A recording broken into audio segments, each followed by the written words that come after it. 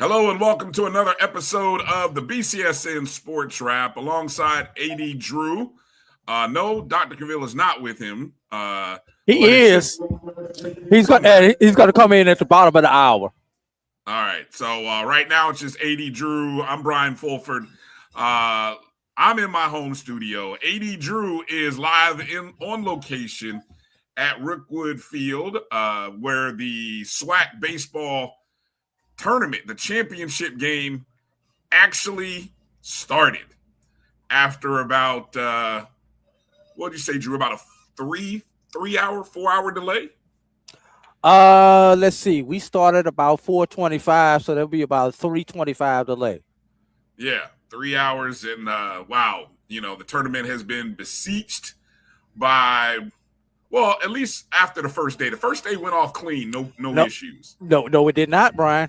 Oh, it didn't? Okay, my short memory. Remember the last game, if you stayed up that late, you had about a couple hour delay between the first Alabama State UAPB game. Exactly. And you can read all about those delays on Black College Nines and I talked about it in my preview today. There you see beautiful sunny skies, as EA so appropriately noted. Exactly. Sunny skies now. Hopefully the weather, I think we got about a good, 2 to 3 hour window, if I'm not mistaken. We got a couple hour window. Oh, there's another one. And let me talk about that right now as we see that that arrow right there, E6 on Alabama State.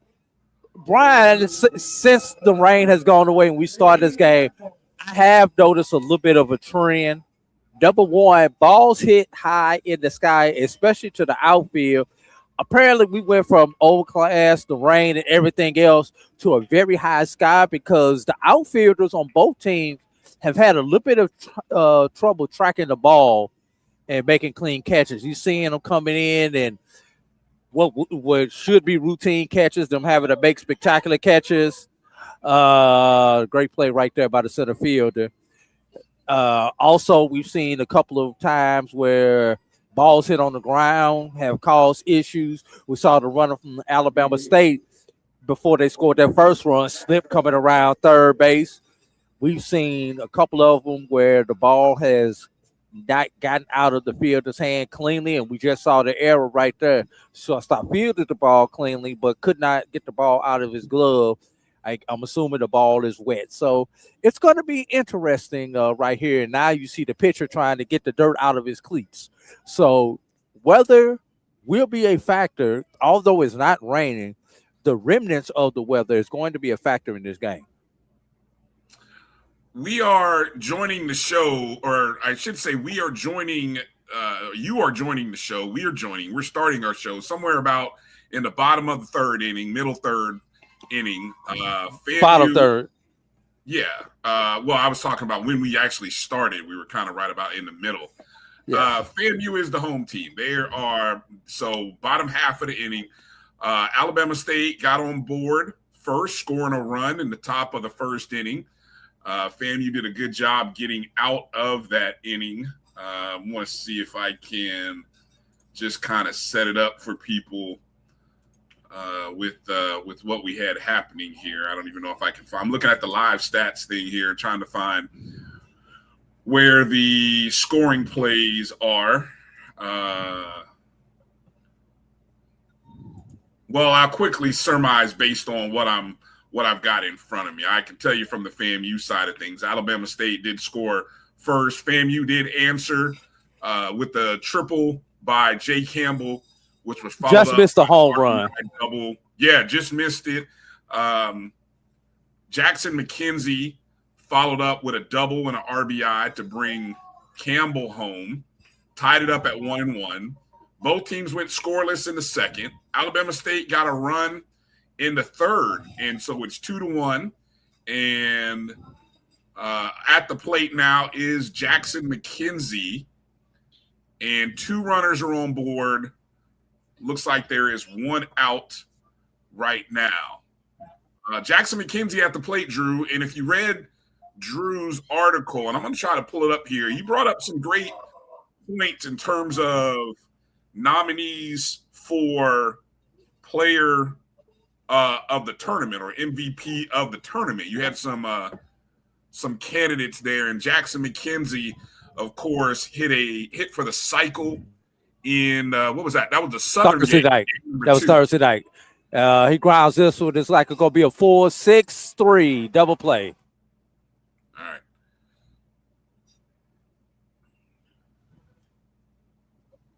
All right. So let's see. Let me go to that one. It's a little bit better. Let me see. Pull up the comments here. Sorry about that. One of the things you were pointing out, McKenzie hit for the cycle on the Tuesday game, correct? Thursday game. That was game number 2. Southern game number 2 for FAMU. Southern game number 2 for FAMU. Yeah. I'm going to try to find that. Some of those. I'm going to try to pull up that article here. Of course, HBCU9s.com or Black College Nines is the website. Look who we got with us. Writing for Brian. Look who I got with us. I can't see. Oh, it's the commissioner himself. How you doing, Doc? He said, "How you doing, Dr. Charles McClellan?" He gave the thumbs up. All right. Good to see Dr. Charles McClellan bumping around there. Yes. Doing what he does. So good to see the commish. There, of course, like I said, Drew is there covering. It's been a good week, I think, in terms of the action. Let me go. Okay, I pulled up the article here. Some of the tournament MVP candidates, as pointed out by A.D. Drew for FAMU. Let me post this in the chat just in case any of you guys watching might have missed this. Yeah. Why you do that, Brian? Tell Dog, no, he wrong for that. My bad. I thought UAP Bama State was still playing. I think they played the 2 longest games. Both their games were the longest games in the tournament. Yeah, I was gonna say, what was the time stamp on that? We got to go look that up and kind of see what the time stamp was on those particular games, man. And I don't think that they do include the if you counted the weather delays. It does. It depends on what you look at in the on the box score. You can see the weather delays. So that's a fair ball. Great.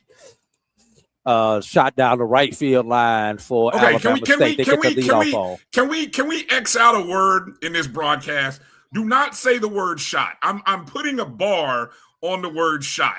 No one can say shot. I don't want to hear I've heard this word shot said way too many times in this tournament. No more saying shot. You are barred from saying shot. Call it a hit, call it a rope, call it a bomb. Do not call it a shot. Please, okay. Drew. Every time Drew says shot, we got to take a drink. I'm gonna go pour some liquor right now. Every time take a shot when I say shot, take a shot when you say shot. Hey, if you're watching the game and you hear the word shot, take a drink. That's all I'm gonna tell you. Please make it Kool-Aid. I love our broadcasters, but if I hear the word shot one more time on any hit, line drive, whatever, anyway, it's all love. It's all love. But anyway, let me go back to Drew's tournament MVP candidates. Right now, top of the fourth inning, Alabama State leading 2-1. Here are some of the candidates. And Drew, I'm going to let you talk about these guys here in a second. Your first candidate, you said Miguel Oropeza. You said he's the clear front runner for Alabama State. He has 12 RBIs in 3 games. Jeez. Including a grand slam off Grambling, 3-run double. Will you take a look at this play on TV, Brian? Bunt down the third baseline, and the FAMU catcher and Jackson, the third baseman, kind of bumped into each other. No one called the other one off. Conventional wisdom tells you Jackson should have fielded that ball as the third baseman coming in versus the catcher who has to field the ball and then spin a throw to first base. And now you're about 30. Out. So just for a reference, Drew, you're about probably 30 seconds ahead of me and probably most of us that are watching live. Yeah. So just as ahead, I see what you're talking about. Yeah. That was probably the third baseman's play. That's right. But perfectly placed bunt. And I think, Shoop comes out to probably talk to everybody about that. But let me go back to these top players for Alabama State and let you kind of talk about them here for a second, Drew. You mentioned Oropeza being the leading guy for Alabama State. Then you had Fabian Santana listed as 2, who's he's hit 6 for 9 in the tournament coming into today's game. And then James Peterson, who in 3 games, has been used in leverage spots, including a save against Grambling, the final inning to close Bracket B's championship game.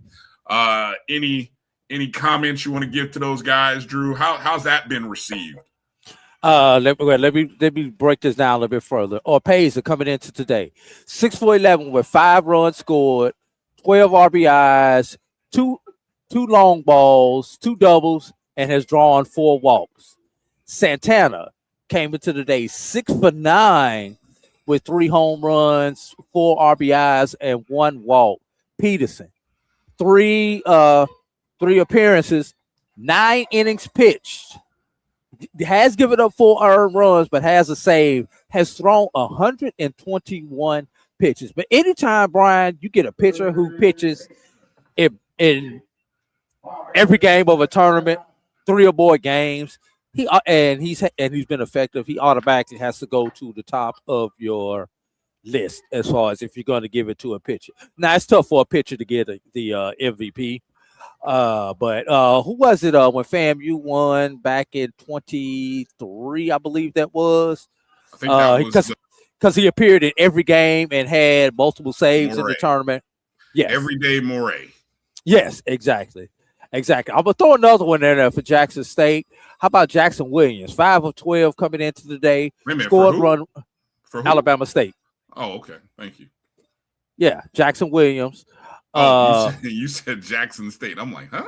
I said Jackson Williams from Alabama State. No, that's not what you said, but okay. Oh, I know what you meant. That's why I stopped you. I'm like, who? I'm like, them Tigers are going home.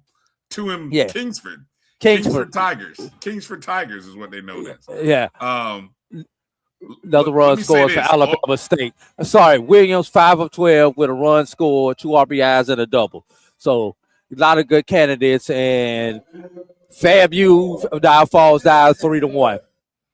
Oropeza, just to kind of further validate his candidacy, already on the day is 2 for 2 with an RBI. So the only multi-hit player for Alabama State, who has 8 hits already in the contest. That's pretty impressive, and it's a little worrisome here for FAMU. Well, here's the one good thing. There's another hit. Granger's giving up another hit. If Granger can somehow get through this inning, do you go to Workman? Because Workman should be available. Well, you may have to. You may have to. The one thing that I have seen right now is that Workman. I mean, Granger does not have his best stuff right now. And part of that could be from the delay, Brian. It's tough. You get mentally ready. Your adrenaline, your hydration, your food and everything else for a 1 o'clock game, and you don't start to 4:30, Brian. Almost 4:30. We're talking 18 to 22-year-olds, Brian. I don't care what you say. It is a mental challenge to be able to go out and not start this game on time, Brian. Hey, you're a basketball coach, Brian. How hard is when you have to wait for that triple overtime game before you start your game, Brian? It's a mental challenge for not only yourself but your players to get ready. And we talking just a few minutes with basketball. So imagine this in baseball, Brian, to start 3.5 hours later. Plus, Alabama State, the team. Nobody has talked about Alabama State this entire tournament, Brian. Well, and I'll be honest, and I'm gonna sit there and be there with EA. I'm not buying into the weather delays, but it's real. It may be real. I was gonna say I thought you were gonna talk about if weather is an issue, Drew. How about the two clowns behind home plate doing a little 6-7 stuff? I mean, hell, if we're gonna talk about distractions, those two idiots have been going since the first pitch, and you don't see that every day. I mean, so you don't see it at FAMU games. You don't see it on the road. These two yahoos, these dudes that took their shirts off. Where's the distraction committee when you need them? Huh? Where's the distraction committee when you need them? Look, this is the distraction committee. Those two fools. And look, now he hits him. I gotta go to the bullpen now. I gotta go to the bullpen. I think Granger's shook. I think he's one batter away, Brian. I don't know. He just hit a batter. The bases are loaded. That's what I'm saying. If he doesn't get out this next at bat, there's 2 outs here in the 4th inning. If he does not get this out here, I think you go because there is activity in the FAMU bullpen. Can't quite see who it is. Yeah, you got your. He hit another one. You got your binoculars. Did he hit another batter?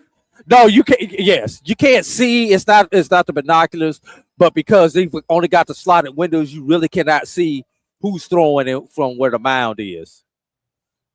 Yeah, 5-1 now for Alabama State. Good God. Yeah, it's off. Yeah.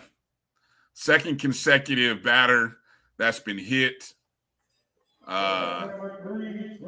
I could see on that last pitch after the throw, Granger didn't look like that ball didn't look like it was firmly in his hands. You could see him kind of a little bit of disgust there. Yeah.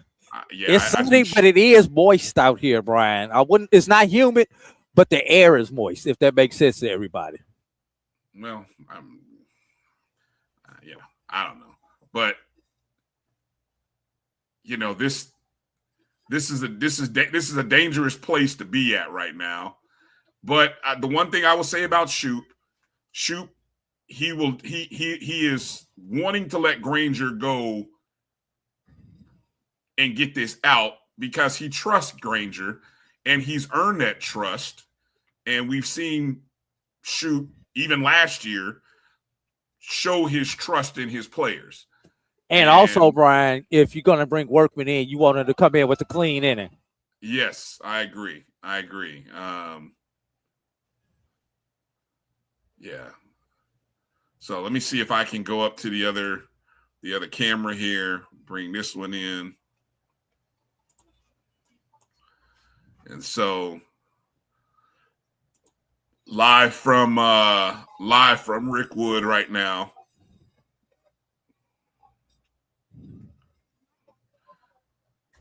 Deuces were wild. 2 balls, 2 strikes, 2 outs. Bases are juiced. It is a long game. Israel says it's a long game, but it's a longer game when you're down potentially 7 runs than 4 runs. I'd rather be down 4 than 7. All right, we got a full count. I'm going to give you a play-by-play. Full count right now. 3 balls, 2 strikes, 2 outs. Runners will be moving on the base pads on the release. Runners go. Swing and a miss. He struck him out. Great job by Granger getting out of that inning. So now, as we enter the bottom of the 4th inning, your score, Alabama State 5, Florida A&M 1. Woo! All right. Well, the one thing that has been consistent is that FAMU has been hitting, and so I think the fact that Alabama State has been able to get probably some good pitching, or maybe the benefit, because FAMU left some. Let me see. FAMU left 3 runners on in this game so far. But just looking at FAMU, Granger has given up 9 hits in those first 4 innings. Struck out 4. 6 Alabama State have been left on base. Of course, 3 of them in that top of the 4th inning. All right, Brian, let's look at something else. Granger is already up to 69 pitches. Yeah. And LeBoy goes into the bottom of the 4th at 46. I would go to, if Workman, now you seem to indicate in your article that Workman's got some juice left, or he's got some pitches left. He should. Well, I don't know if you can make out who's down there in the bullpen. And you got a whole host of rattlers heading to the FAMU bullpen right now. Okay. So that means we're ready to go with a bullpen session for FAMU whenever Granger comes out. You may get one more out of Granger at 69 after throwing 80. He threw 80 some odd the first day. The game would need to be, honestly, Drew, the game would need to be tied up. He threw 101, but Workman only threw 73, and it's on one last day. Has one last day rest, so I would think Workman would be good for 2, maybe 3, depending on the number of pitches that he throws. Well, we'll see. We'll see. I think if you can get right now, the deficit is 4. If FAMU can cut that to maybe to 1 or 2, cut it in half at least. Maybe you bring Granger back out. But I think if it stays as a 4-run game, I don't think you run the risk. Yeah. Let's talk about those FAMU tournament MVP candidates. Now, on the other side, with FAMU at bat here in the bottom of the 4th inning, of course, Jackson McKenzie, you put up as number 1. Of course, he hit for the cycle. Did you talk to anybody? When's the last time a player hit for the cycle in the SWAC tournament? Anybody mention that? Nobody's been able to find that. Okay. Yes. And there might be something that has never been documented. It probably has happened, but nobody has documented. All right. So, again, he's had 2 home runs in the first 3 games, 6 runs scored. Of course, hitting for the cycle in day 2. Matthew Perez, who has driven in 5 runs, you said delivered key situational at-bats, including run producer moments in both wins over Southern. And then Ryan Young has had 3 hitless innings in the Bracket A final against FAMU. Might be interesting to see if that young man comes back out and makes another appearance. Yeah, another one you want to look at is Clark Lincoln. He's appeared in 2 innings, two games, 2.2 innings. Has given up 0 runs, has thrown 39 pitches. You're probably only going to get 1 inning out of Tanner Walker, who's had 2 appearances, but he gave up 8 runs. So I don't know if you're coming back with Walker. Also, Cody Williams has had 1 appearance, 1 inning, no earned runs, and did get a save. I'm surprised you didn't mention Jay Campbell as a potential. I mean, he's got 1 less at bat, 1 less hit. Has driven in. I do have Jay Campbell. But no, if you go, not in the MVP, not in the tournament MVP candidates though. That's right, but if you go to the leaders, Jay Campbell. I'm looking at the top offensive performers. Campbell. Yes. You mentioned he's 5 for 11 coming in, 5 runs, 5 RBIs, a double, a triple, a home run, 3 walks. He's done just as much as McKenzie has. I mean, I would include him in that tournament MVP candidate. And right now, both he and Campbell and McKenzie both have a hit so far. Yes. In this contest. So, and FAMU has a runner aboard. 1 out. So that's Perez. There's your guy Perez who walked, and that's who's on first.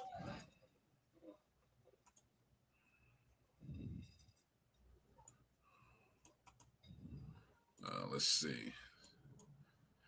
All right, so there we go. Get the live feed. Again, A.D. Drew live on location at Rickwood Field. First opportunity here for FAMU to kind of put a dent into this deficit, trailing by 4. Is this the largest deficit that FAMU has had in this tournament, Drew? Oh, by far. Okay. What about Alabama State? Have they, I think, didn't they come back in one of these games? I think, did they come back in the UAPB game? Nah, these games starting to run together, Brian. I know, that's why let's see. They beat Grambling 10-0. Then they had who did they have? Grambling. Did they beat UAPB? Am I going right? Yeah, UAPB. Then who did they face after Grambling? I mean after UAPB. Hold on, you'll make me pull up the brackets here from off the site. So the Alabama State path is, of course, they started with Grambling, then they played UAPB, and then they played UAPB a second time after they defeated Bethune-Cookman for the second time.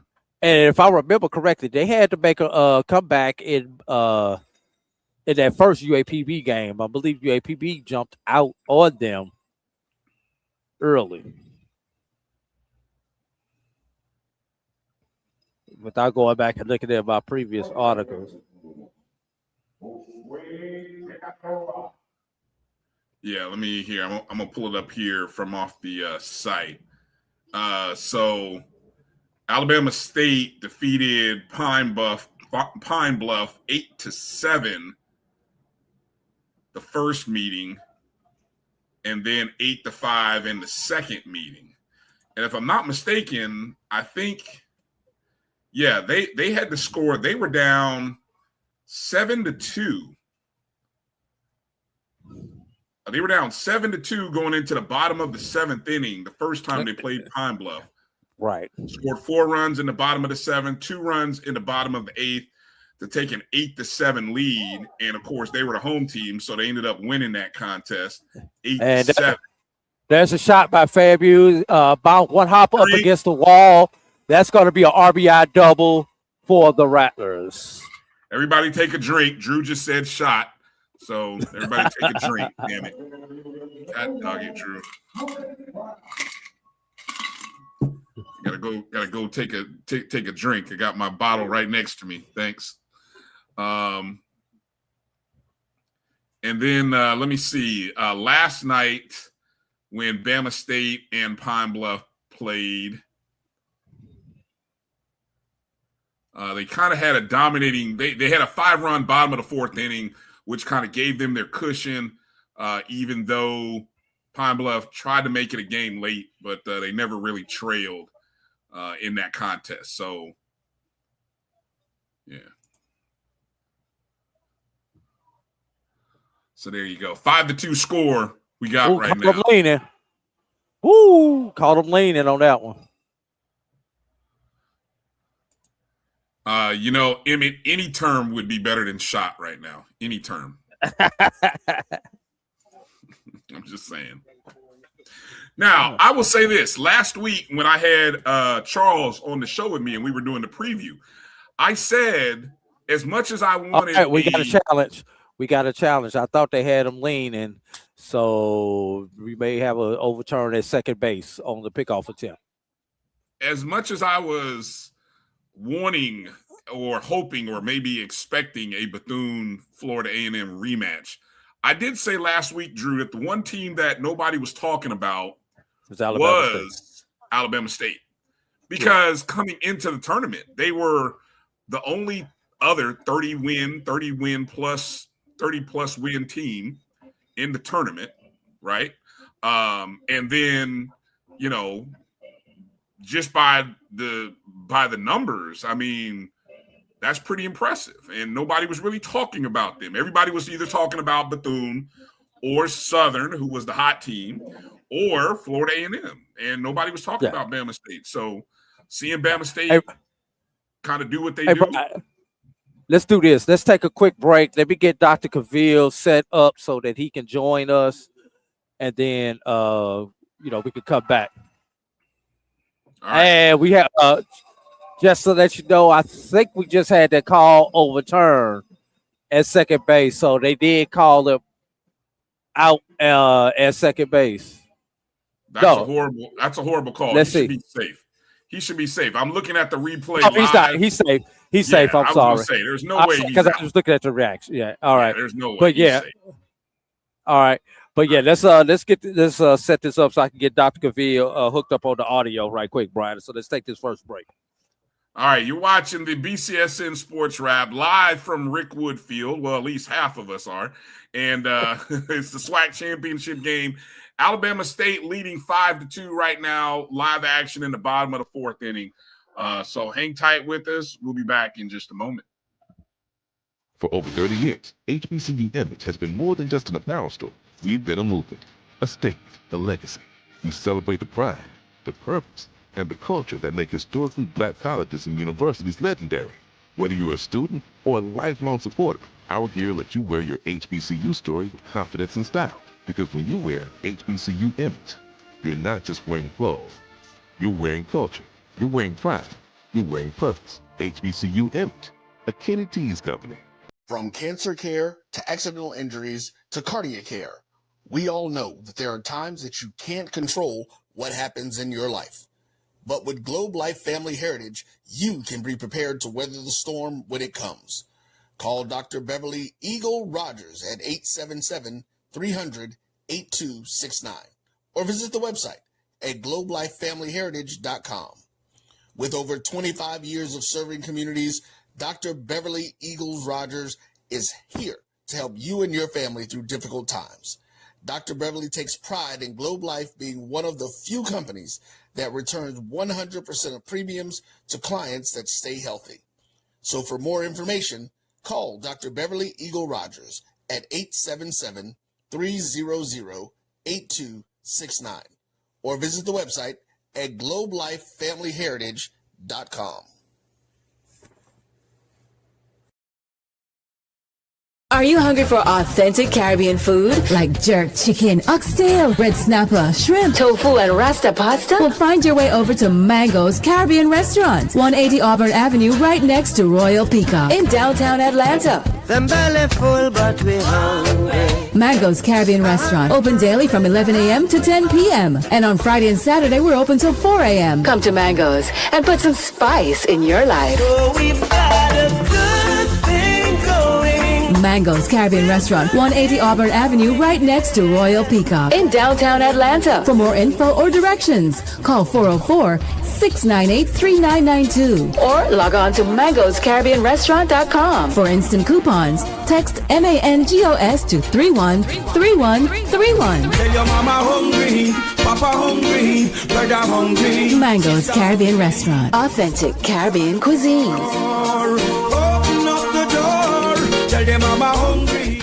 You're looking for the latest information on Southern University sports, the Southwestern Athletic Conference, and HBCU athletics. There's only one place to go. Tune in to the Carlos Brown Show, exclusively on the Black College Sports Network.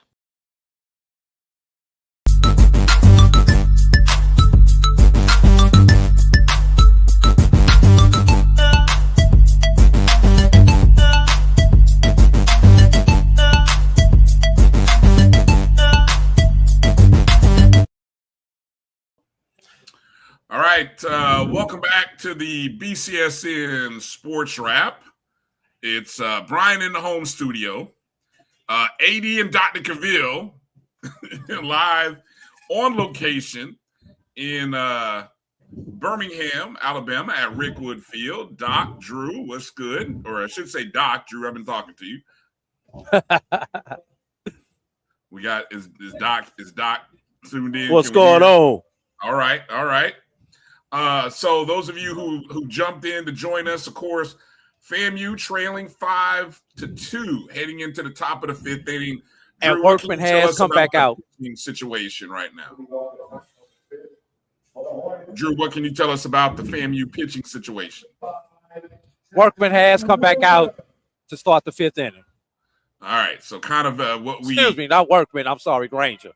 Granger has come back out to start the fifth inning. Okay, well, that's interesting. All right, so Granger is back out. Caleb Granger, who gave up. And that's not good. Yeah, we Pooler just stepped out. Commissioner, Associate Commissioner Pooler stepped out on the field talking to one of the umpires. That's usually has not been a good sign this week. No, it has not. What are you implying? Whenever it's a weather watch and there might be lightning in the area, it's not close enough, but they're just telling the umpires to get them ready. So once they make the announcement, they already have a good idea what's a good stopping point within the game if it gets close enough where they, which is the 30-mile radius where they have to call it. Yeah, and also let me explain something to everybody. It is important for the SWAC that this game gets finished. And this game has to be finished before 11 p.m. Eastern time. If not, then it reverts back to the regular season champion as the representative for the Southwestern Athletic Conference. That's correct. So in that case, you will have not one, but two fan bases who will be upset, but that is the rule. Ooh, that's an interesting nugget. That's an interesting nugget. Yes. Yeah, that what was potentially what was going to happen in the softball tournament when, with FAMU. If FAMU didn't get it done and get it on, they were not going to be a representative if that game had to be called. There was some questions that I don't think the coach from FAMU might quite have known that. And she was trying to push it in regards to maybe they couldn't play. And they explained to her, it's like, Coach, you really want to get this game in. Well, but how would that apply in softball where you have two division champions, which FAMU was one of them? It would have been the overall record. Overall record. Okay, I see what you're saying.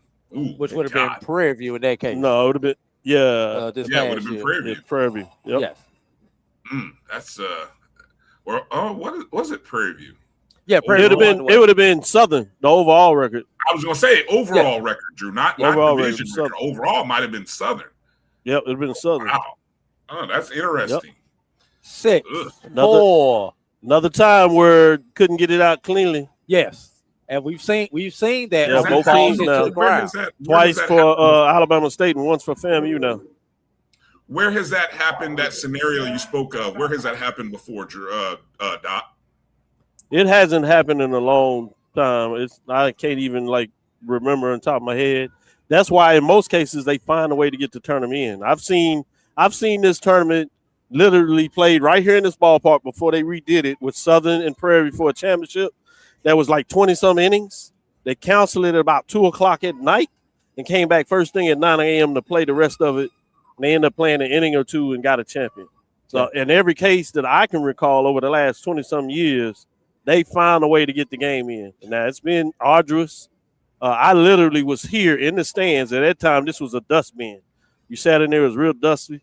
You got in here, it was real late. I had a flight at that time to catch at like 7 o'clock. I literally caught my flight, got home, got in the bed, text Charles, who was the AD at Prairie at that time, let you know how far this goes back. And he was giving me updates because we didn't have radio streaming, none of these game casts. Live stats. So that's all you could get. It was the call.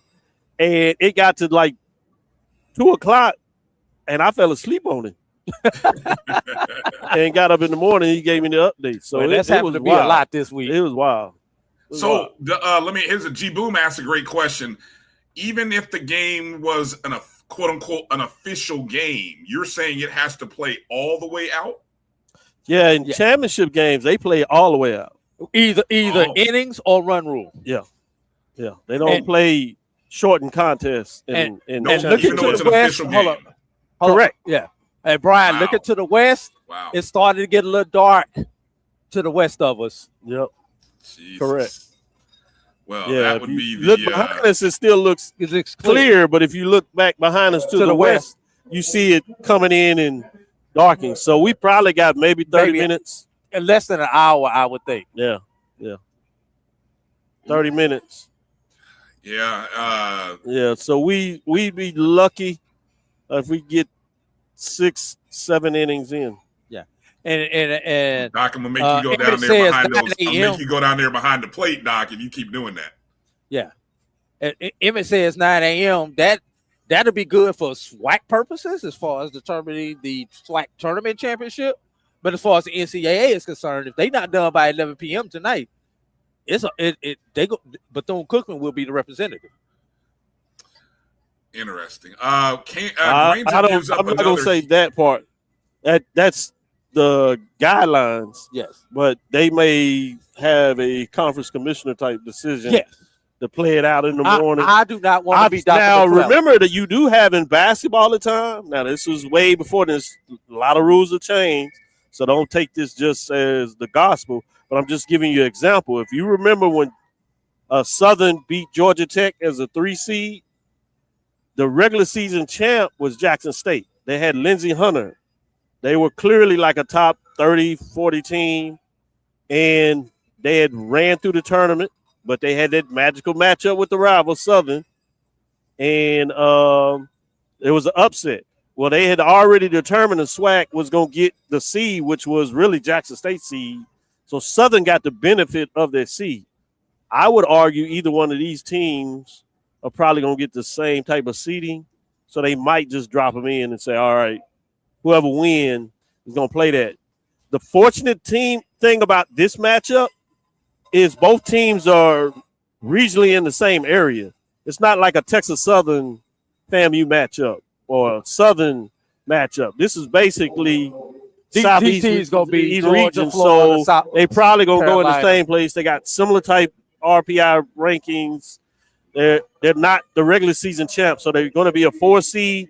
So I can see them saying, hey, winner of this is going to go here regardless. So y'all can play the thing in the morning. Y'all can play it Monday. We don't give it the doggone. Whoever wins going to go here. Yeah. And we'll slot it just like you would see a 16 seed. It's just going to be it'd be SWAC. Alabama State / FAMU.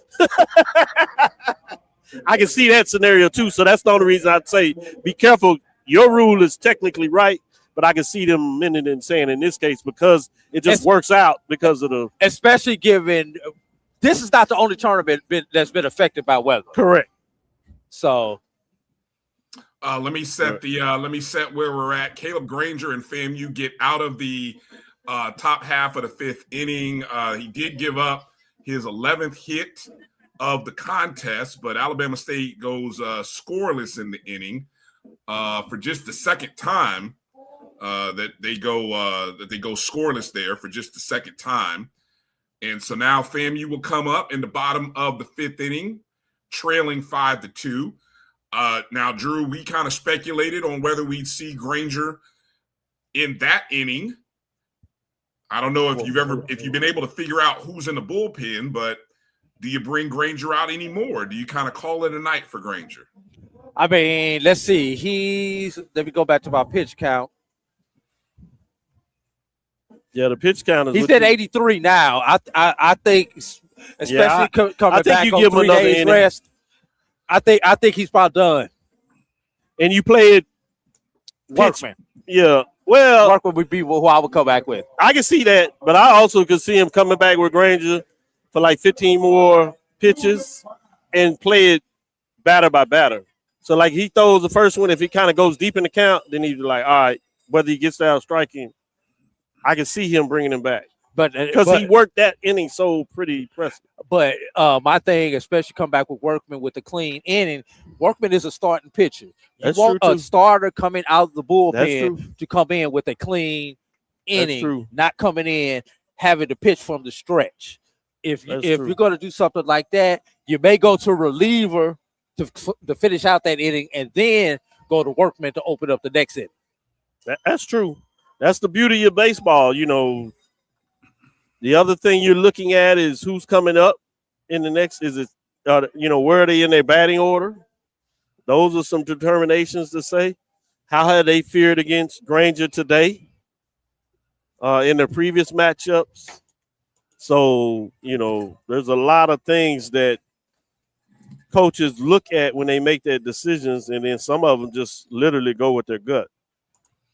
Let's see. FAMU's at the top of their order right now. Will Brown, the leadoff, Caden Kresick. And, that was a foul ball. And then Jay Campbell. So the 1, 2, and 3 with McKenzie in the cleanup spot. So if FAMU is going to get back in this contest and cut this 3-run deficit, this is a good spot to do it. And they got the leadoff on with the single to left field. So you're right. I think that may play in the role whether you bring him back too. Do you chop this down, cut into the lead where where you can play a little more in terms of him doing it? So there's different things of what you look at. Jonathan LeBoy is the starter for Alabama State. He's done a pretty good job here. He's only up to about 73 pitches, only allowed 5 hits, 2 runs, 2 earned. He's only struck out 2. Yeah, we're ready to have a challenge on this play. Yeah, he got I almost guarantee you. Let's see. He got him. Do we have a challenge? But he made it close. Yes. Coach Shoup is coming out. He's called for the challenge. All right. That's a good call. Let's see. Kresick. That's a good challenge call, but I think he was safe. I think he was out. Let me go to SWAC. I got it right here, Dr. Okay, so you had a chopper to here we go. To the second baseman, and it's a matter of Kresick trying to beat out the second baseman. It's gonna be a let's see the call. Now the interesting part is because the runner can touch the base pad, which is not the same base pad as the second baseman. Oh, it's closer than I thought. And in this case, he has to touch the green. I'm watching the replay as well. We're watching it too here. Whose toe touched the bag first is what it's going to come down. Yeah, I think he's out. Good call by that runner. I think he got his toe on there. I think he got him by a half a step. By half a step. Yeah, we call him out. He's out the half a step. He's out by a cleat. Yeah, I think he lost by a cleat is the way to put it. It's not just half a step. It's a cleat. The front half of the toenail. Ice toenail. The toenail. Yeah, the toe touched the bag. Yeah, he's out. Good call by the we give them a lot of issues when they don't get calls, right? Which they deserve. That's what they're out there paying for. But I like to give them kudos when they call it on replay. Now Vasquez live. Sorry, Vasquez comes out to settle his team down. Yep. Yeah, but I'm okay with that because it moved the runner. It moved the runner to second base, so I'm okay with it. It was like a bunt. It's just like a bunt. Yeah. Now the thing is you lose your challenge now. I don't think it was a bad challenge, but you lose your challenge. Huh? That was one challenge to me. That was such a hard call with the naked eye. You get 2 challenges, but if you lose, if you got that one, then you would have kept your 2. But now he's just down to one challenge. And usually this is about the time if something close as you take a challenge because you figure you playing 9, you might need it one more time. So you take it usually around the 5th, 6th. You try to hold off early in the game because you got. Looks like LeBoy is coming out. Yep. The who? LeBoy is coming out. So he gave him a lot of work. How many LeBoy is going to close the day. 74 pitches. He's coming out. He's responsible for the runner on second. But he's given him a 3-run run. Held FAMU to 2 runs. Yeah. LeBoy can be the winner. He cannot be the loser in this particular matchup. 4.1 innings, 74 pitches. Gave up 5 hits, 2 runs. Like Dr. Cavill said, he is responsible for the runner on second base. Walked 1 and struck out 2 in 20 batters faced. What's been your assessment of Alabama State's bullpen in this tournament so far?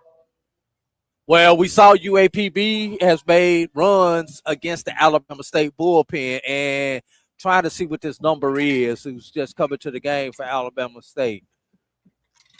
They run Rude during the first game. Grambling. That's Grambling, 20. So you really didn't see any problem 20, with them there. That's 20 the second something. game they were pretty solid. The third game against 26. Peterson. That's the 26. They gave up 26. quite a bit. So that's number 26. Let me get a. I'm gonna do a little before you come back with that, Drew. I did I was doing a little research, Doc. You'd appreciate this. Did you know Jose Vasquez in 2010 almost became the Florida A&M University baseball coach in 2010? I forgot about that.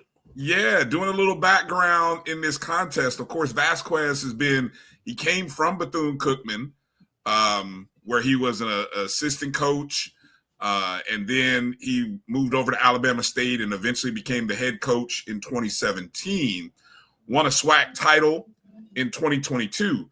But back in 2010, when he was an assistant at Bethune-Cookman, almost became the Florida A&M University coach. Turned down the job after being offered the position. Jamie Shoup became the head coach at Florida A&M in 2014. So kind of interesting how it all works out. Of course, Shoup won 2 MEAC titles in 2015 and 2019. And then, of course, winning a SWAC title in 23, going for his 4th conference title at FAMU. James Patterson in this tournament, 3 appearances, 9 innings pitched, has given up 4 earned runs, does have 1 save, has thrown 121 pitches in the tournament. For the season, Patterson, 3.29 ERA, 1.43 WHIP, was 6-1 on the season.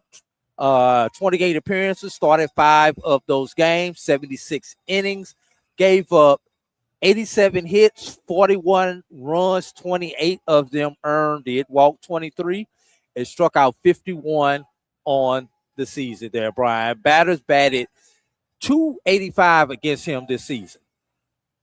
The other thing is he comes from sidearm underneath, so it'll be interesting to see how well they can pick him up. It's not your normal release, so it may take him a little bit of time to get used to him.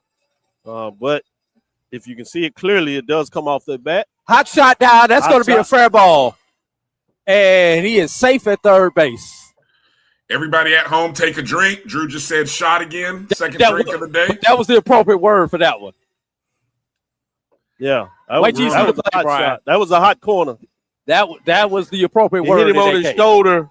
But it was hard hit. He did I think well I get a to keep mulligan it. on that I one, think Brian. he did well to keep the ball in front of it for the most part, because they could have went down the line and you run scores. He at least held the guy on third with the play. But we have first and second, first and third. I can't give so a it's good. mulligan, Brian. I'm taking a No, drink. take a Josh. shot. Every time Take you a say shot. the words, every time you say the shot, I'm taking shot. Okay. Drew. You know we banned from saying the word shot. We barred to saying that No, word you here are. on He this ain't told me broadcast. yet. Oh, so can Dr. Beal say it? Well, now that he's joined the show, Doc, we are limiting the use of the word shot on any ball that's hit off the bat. And that's in reference to the SWAC TV coverage. Yeah. I'll try to do that. I'll help that. I have heard it quite a bit. You're right. Yeah. All right. That was a screamer down the third baseline. There we go. That's what I'm talking about. Let's use our vocab, broadcasters. Come on. Let's you go. make me go to my thesaurus. Yeah, well, exactly. it could have been said it's a hit. Anything. Whether it's out or not, it's a hit. Yeah. He hits the ball. It could be foul. It could be in play. You guys keep talking. It could be actually a single, It triple. was a hit, but it's not a hit. I gotta unfreeze my dog on TV. My SWAC TV feed is frozen. Go ahead, keep talking. That's because everybody is watching it. Everybody is watching. I wonder what the numbers are going to be on this tournament. Oh, it's gonna be Dr. good. Cavill. It's gonna be good numbers. And you know something that's also benefited as we are starting to get overcast here in Birmingham, Alabama, because we were not on ESPN. The conference did have the flexibility to kind of play with time. Because in the past, this game has been the one game that has been flexed to ESPN Plus or usually it was ESPN U. That was trouble. If it was Plus, you'd been all right because it's just a stream. Right. And we've even seen it on 3 at one point in time. Correct. Also, that'd have been. But because this game was not flexed, and the one I can remember was the marathon we had over at the other ballpark at Rickwood Field that went so long they had to push us down to I think it was plus or 3 or something at that point in time. When we were at Regents Park. Was it already? Hold on a second. Hold on. Was it known 6-3 before the game? double play? Was it known before? That was a killer. That was a killer. Shortstop come up clean. You know, he's made 2 errors. This time he got down just a little lower. Make sure he came up clean. He goes to second base on his own as you're watching it, Brian, and delivers a shot to first base. Go ahead, take it.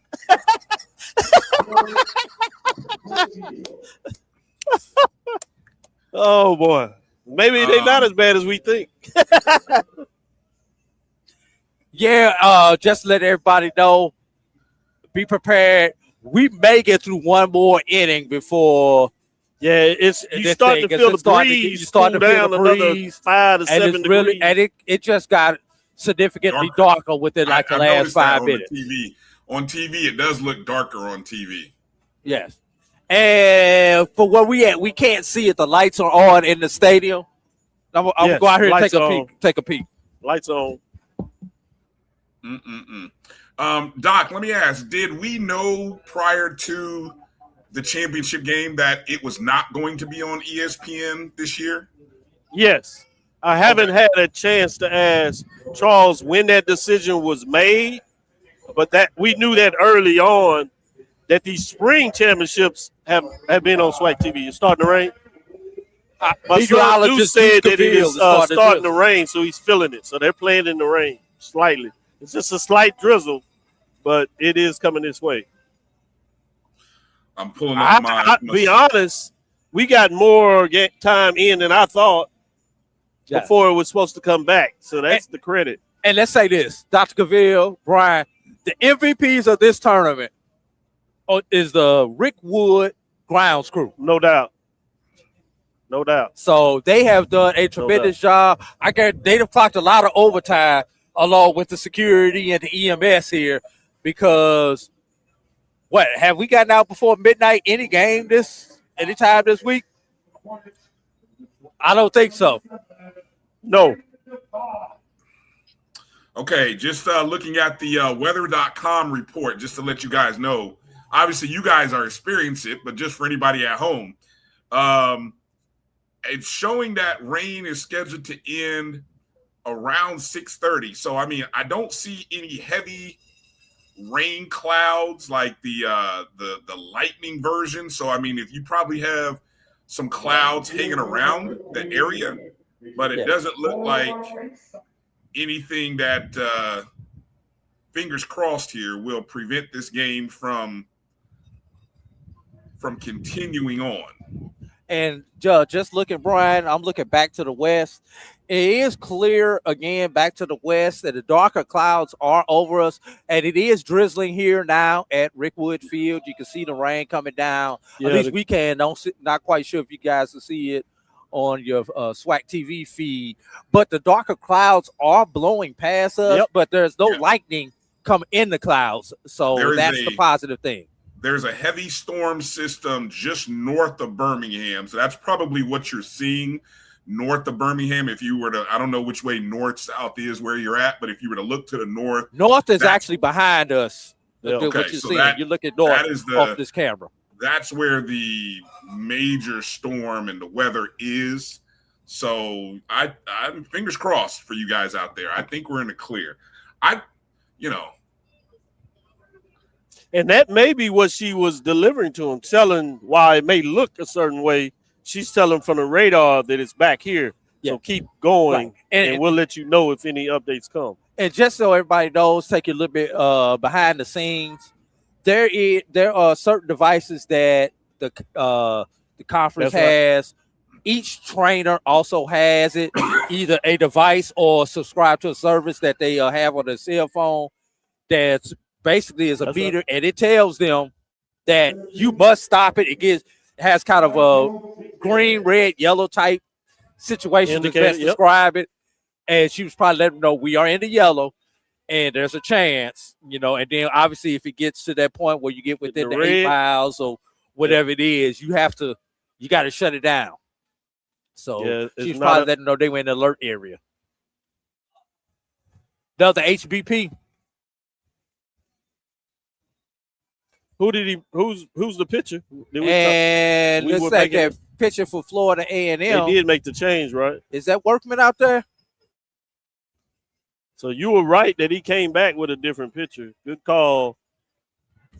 Yeah, Tanner Walker. Tanner Walker is the new pitcher right now. Right. Walker, not Workman. So he called it perfectly. He's 2 appearances, 2.1 and a third. 8 earned runs though in this tournament, 62 pitches thrown. So now, what was interesting in the pregame, the coaches were sitting in the hospitality suite, just chopping up. You can tell that they guys, good comrade of each other. And FAMU's second baseman came by and say, "Coach," he was talking to his coach, Coach Shoup. Did you tell Coach, talking about Alabama's coach, State's coach? Asked him, did you tell him about the recruiting thing? Shoup was laughing. He's like, no, I didn't. And so he said, go ahead. So he said, Coach, I came to your camp. And he's like, oh, man, really? He said, well, he showed you what I'm doing. He said, no, because it's a good decision. He said, yeah, he shows you what kind of decisions I make. So good banter. These guys were relaxed coming into this game. Both coaches and players. And there's a good conference rivalry between these teams, tournaments. So I think that's a good thing. I know fans get caught up in a lot, but I think that's important to share. Ooh, foul down ball. The line, but it's foul, and that's down the first baseline. Yeah. And one thing, and notice I did not say shot. Thank you. Yeah. But one thing fans don't realize, Dr. Cavill, Alabama State and Florida A&M are geographically closer to each other than Florida A&M and Bethune-Cookman. Yep. So this is since this is Alabama State, Alabama A&M, and Alabama State. That is true. They are geographically closer to each other than their two natural rivals, historical rivals. Explain that, Drew, because I don't think people really understand what you're referring to there. If you go to a map and did the route from Tallahassee, Florida to Daytona Beach, Florida, and did the route from Tallahassee, Florida to Montgomery, Florida, for FAMU coming from there, and that is gone. That is off the That's a top 3-run shot. of the second scoreboard, the right RBI sign, say reviving baseball in any. Gonna let that marinate cities. for a minute. That's big. Right. As right you hear center Mark field. Demo in the background Wow. with Yeah, his right center famous boom, field. boom, boom, boom. Yeah, that's a tough one. That's a tough one. I'm pretty sure everybody's seen that by now. But anyway, getting back to my point, on a map, those two schools are closer to each other than their natural rival than Alabama State and Alabama A&M are geographically, and Florida A&M and Bethune-Cookman are geographically.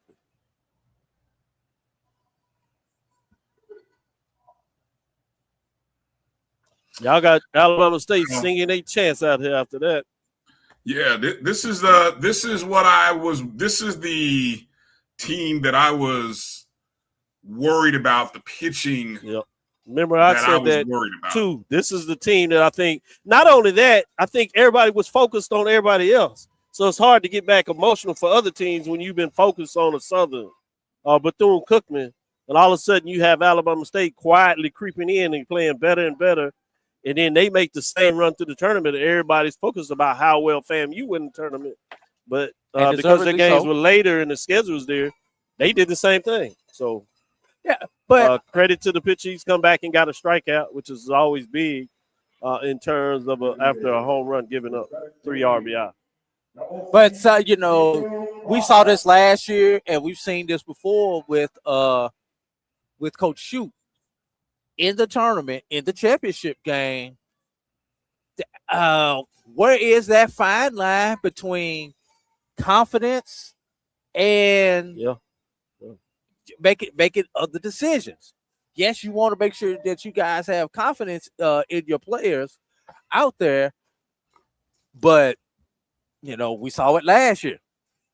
We saw it if you go back to the year when FAMU made it the first year in the SWAC, when they made it to the Final Four and lost in that big game. It was in the if game, and not pulling the pitchers. Yeah, as early as you could. But also, I think it's a little, like us on the side, it's a little easier to do the coaching over here, but you never know what he knows about his pitchers in the bullpen. For example, we had everybody telling everybody that want to tell anybody that Bethune-Cookman, in terms of the Miller relievers, that they were the best out there. They were the deeper. And they were not. And the coach did exactly what you said, went to the relievers, and reliever after reliever after reliever after reliever let him down with 2 outs. They scored 5 runs yesterday, UAPB. So, yeah, he makes the perfect call, and they still get it done. Sometimes we got to realize in these championship games, you're playing another good team, which means, whoever just performs better in terms of players oftentimes wins the game. Only coaching can do so much. And I say half the time, it's the coaching that gets you there. At some point, the players got to get you over the hump. I'm becoming agitated by the 2 fans in the background. I'm going to file a formal protest with the SWAC. They started out last night and took out the shirt. I'm glad in prime time they put the shirt back on. No, they got tops off. Oh, Lord. Yeah, it's ridiculous. If I were a paying customer and it were sitting down there, I would be livid right now. I'd be a straight Karen. I'd be a Karen right now. I'm telling those kids to go back up there in the upper deck. Little suckers. Oh my gosh. Now, as you said, talking about the weather, it looks like it has passed us on the backside. It's no longer drizzling, so we might be lucky that it passed us. Had a gentleman over here putting in his work, and he's looking and saying the same thing by his eyes. Say yes, putting up the prayer sign like a lot of us. Let's not have a weather delay and keep going. So that was a big inning. That's a tough one. And here's the thing. FAMU has had the opportunities and not been able to get the runner across the plate. Correct. Had runners in scoring position with less than 2 outs and have not been able to deliver. Alabama State has not only been able to deliver, but they've also delivered with 2 outs. Right. So that's remember that's been my whole thing that I try to get people that watch baseball in general at the college level, but particularly what I've seen in the SWAC. And even the MEAC when they were playing baseball when I covered it, other than when, FAMU and Bethune-Cookman would just drug score everybody, it didn't matter. But oftentimes those games are decided about who is able to deliver on 2 outs. Meaning if you're getting the third out, are you able to get that third out? Or if you're on the offensive side batting, are you able to prolong the inning and drive in a run, get an RBI or 2 with two outs? And that's the difference in the college game than the Major League Baseball. You can get to 2 outs, and even if there is a hit, the pitcher bounces back and gets the third out, or even if it's a home run. Yeah, he might give up 1, but he turns right back around. In college, once that ball gets rolling, it's hard for a pitcher to find a way to get that third out if he doesn't get it clear. You've seen errors and things like that will throw a whole team off. Let me just I'm going to go back to, again, Drew's pre-game information. Tanner Walker coming into the game. 2 appearances, 2.1 inning pitch, 8 earned runs, 62 pitches. What does Tanner Walker do coming in today? In 23 pitches thrown, gives up 2 hits, 3 runs, 3 earned, 7 batters faced. FAMU now in a bigger hole, 8-2. Now that kind of stuff I can see why you asked the question. Yeah. Your decisions, and you were saying maybe he brings in work instead of Walker. And those are one of the questions I will give you that you have a right to question in terms of what that looks like. And rain gets a little steadier. I can see where the Rattler fans would be a little more disgruntled in terms of that. Boy, somewhere there's Bobby Swope. I can see him at his keyboard right now. Don't encourage him. Yeah. Don't encourage him. Probably if I go to my social, he's already there. I'll be getting a call probably in about 5, 4, 3, 2, 1 here in a second. Bobby will be calling me any minute talking about why the hell did we put that guy in there? But anyway. Not quite the bottom third. Well, the one good thing is that we bat last, so we've got 4 innings here. Thank you. Hold on, Brian. Here it is, right here. Carlos. He picked FAMU yesterday. Kiss of death. So now you can clearly see that it is raining. Yeah. And so the rain's here. And we might have to stop after this half inning and try to let this rain pass a little bit, especially if they deem that continuing to play. If it's not, is it a? It's a safety issue, Brian. Well, if it gets to the point where the pitcher cannot grip the ball, he just hit a batter. If it gets to the point where the pitcher cannot grip the ball, and control the ball, they're going to stop it, because the most important thing is that pitcher being able to grip the ball. The most dangerous weapon on this field is that baseball. Yeah, fielding is one thing, but the pitcher throwing the ball, if the pitcher gets to the point where his hands are too moist, they're going to stop this game. They're going to stop it because he can't control the ball. See, I don't know if you can see it any better from here. Go to the full screen on that, Brian, the largest shot on that field. I don't know if that gives a better view.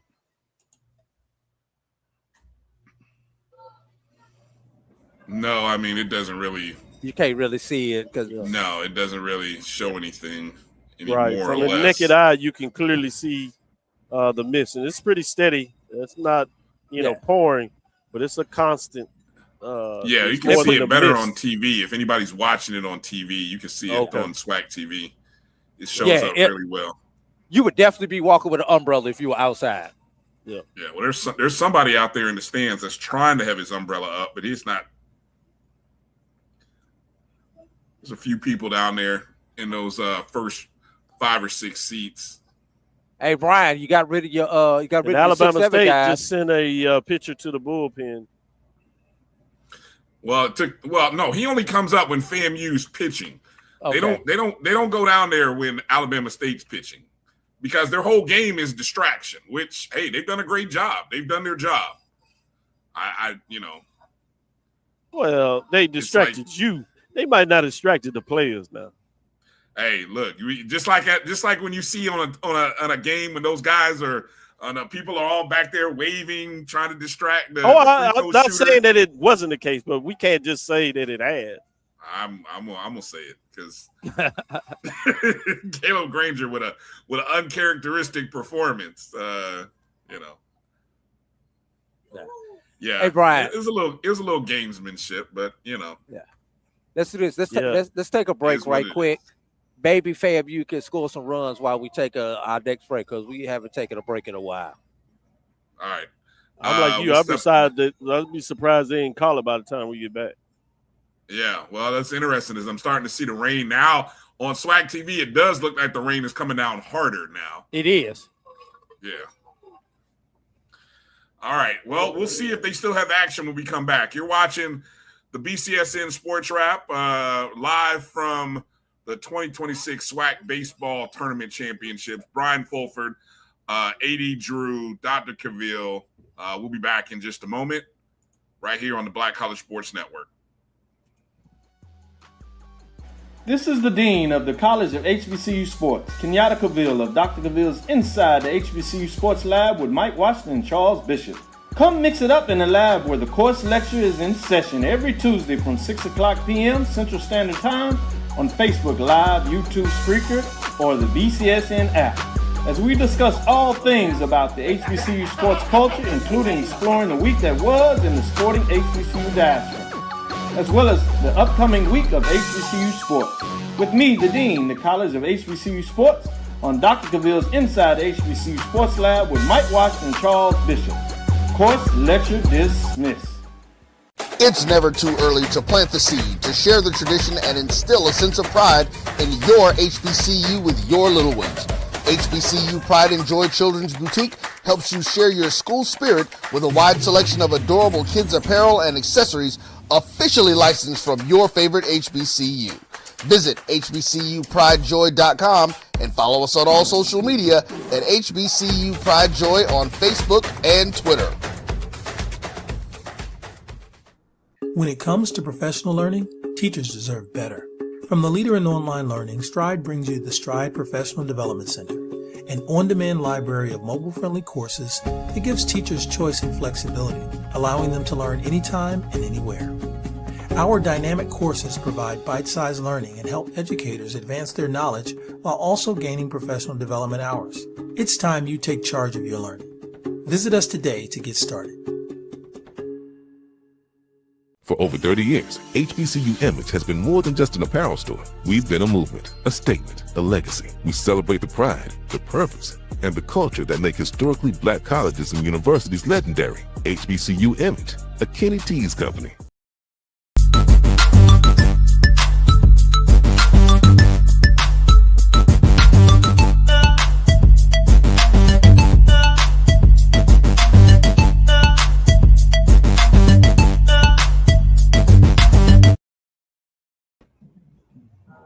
Go full screen, Brian, on the field, please.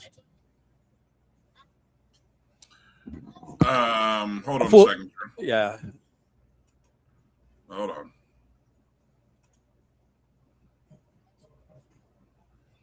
All right. Welcome back to the BCSN Sports Wrap. A.D. Drew, Dr. Cavill, Brian Fulford here. We have a weather delay. Go full screen on that as they bring the tarp out. Now, the good thing is they hadn't pulled out the tarp, so it's not raining that hard. They just covered the mound and the home plate versus covering the whole infield, which we've seen through the tournament and saw this morning before we started the game. Yeah. So that's the indication that they don't think that this is going to be too long and too hard of a rain. Yeah, because them pulling that tarp out, you are looking probably at an hour if they pull that tarp out. For them to get it out, get it off, and to remove it, that's going to be at least an hour. With now we're hoping maybe 30 you could be minutes. done in a few minutes. Yep, I agree. Yeah. And now, in terms of the movie theaters tonight, it's going to be hard for us to do that unless these guys are ready for a late night movie. I don't know if they. I don't know if they prepared for that yet, but just to you let know how we people would do know it, Brian, with them homecomings and those late trips. We go to the movie, go out, and we just would hop on the plane the next day and keep it going. Yeah, I don't know if they're quite ready for that over there, but maybe it's time to train them. Yeah. Now I was mentioning Dr. Field. Hold on a second. After let me just reset here where we're at in the ball game. It's the bottom of the 6th inning. FAMU is at bat. Ethan Miller flied out for the first out of the inning. Matthew Perez was hit by a pitch. Then Colton Riles walked. And so when we do return, FAMU will have runners on first and second. With one out. I believe we're looking at a full count of 3-2. I'm looking at the live stats, and I believe I thought they just walked him. They just it was. Yeah, I think it was an HBP, but he Brian walked him on that HBP. He was hit. No, it was the first. Perez was hit by a pitch. Then Riles, he was walked. Okay. So it's first and second, and that means let me see, behind full Riles. count. Yeah, behind Riles, it'll be Josue Figueroa that'll come to the plate for FAMU. Okay. So it's a full count. It's a full count. Second. No, I don't think the full count is on Riles. I think the full count is. Well, hold on. Let me look. Let me look at one other space here.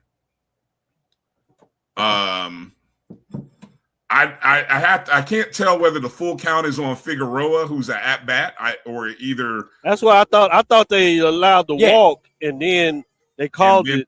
That's what I thought too. That means Figueroa will come. I don't think they just have updated the. You got a clean count when we come back.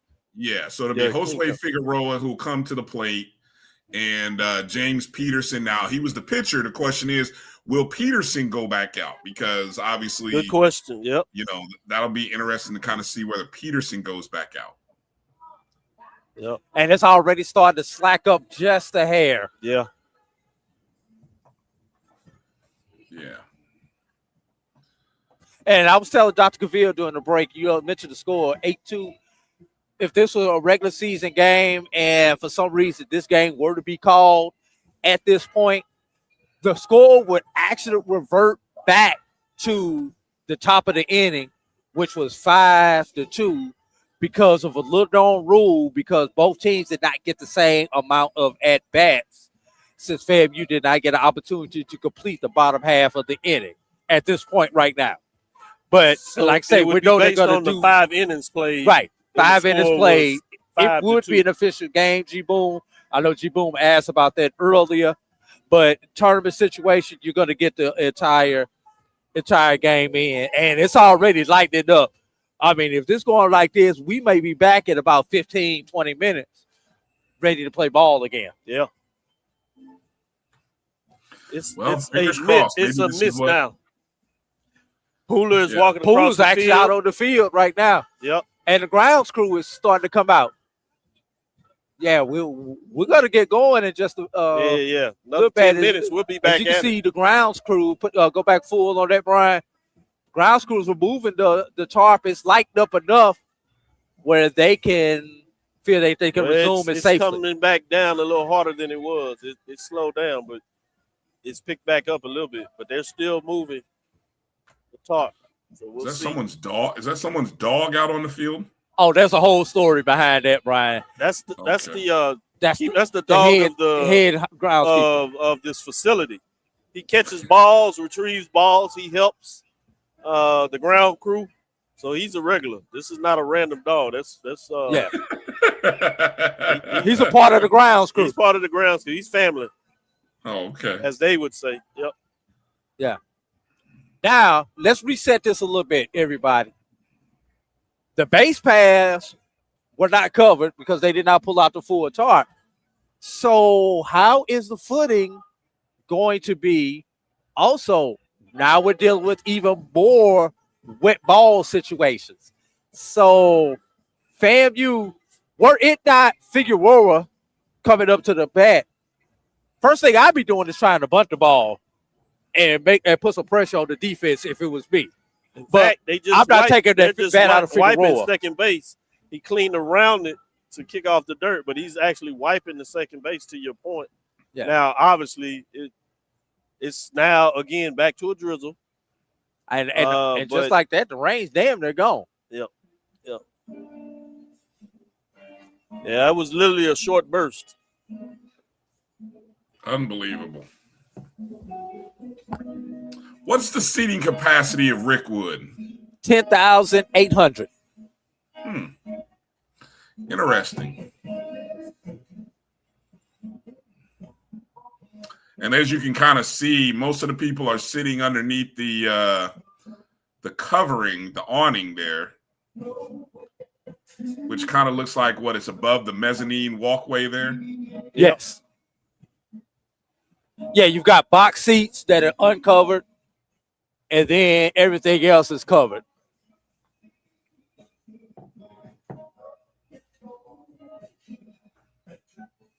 Shout out to the grounds crew once again.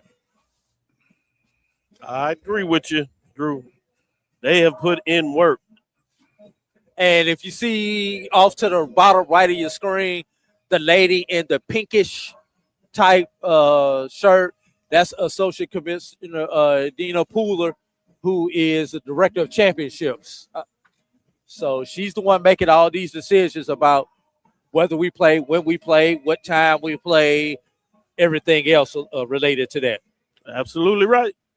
Yeah, Dr. McClellan is currently talking to the guys on SWAC TV. So looks like a little sunburst out a little bit.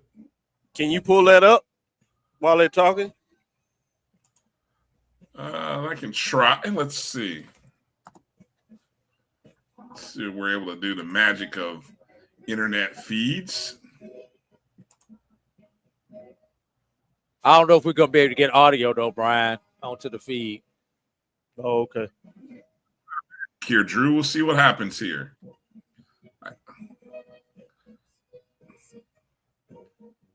Hold on. What did you do? Don't mess with anything, Drew. Stop.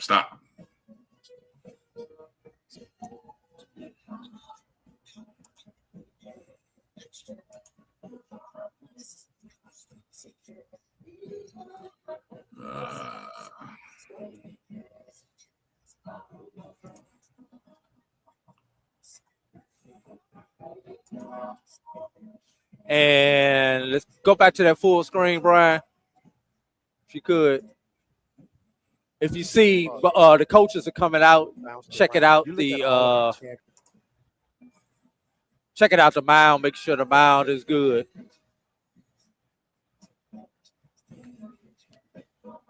But it also gives them a chance to kind of spread out.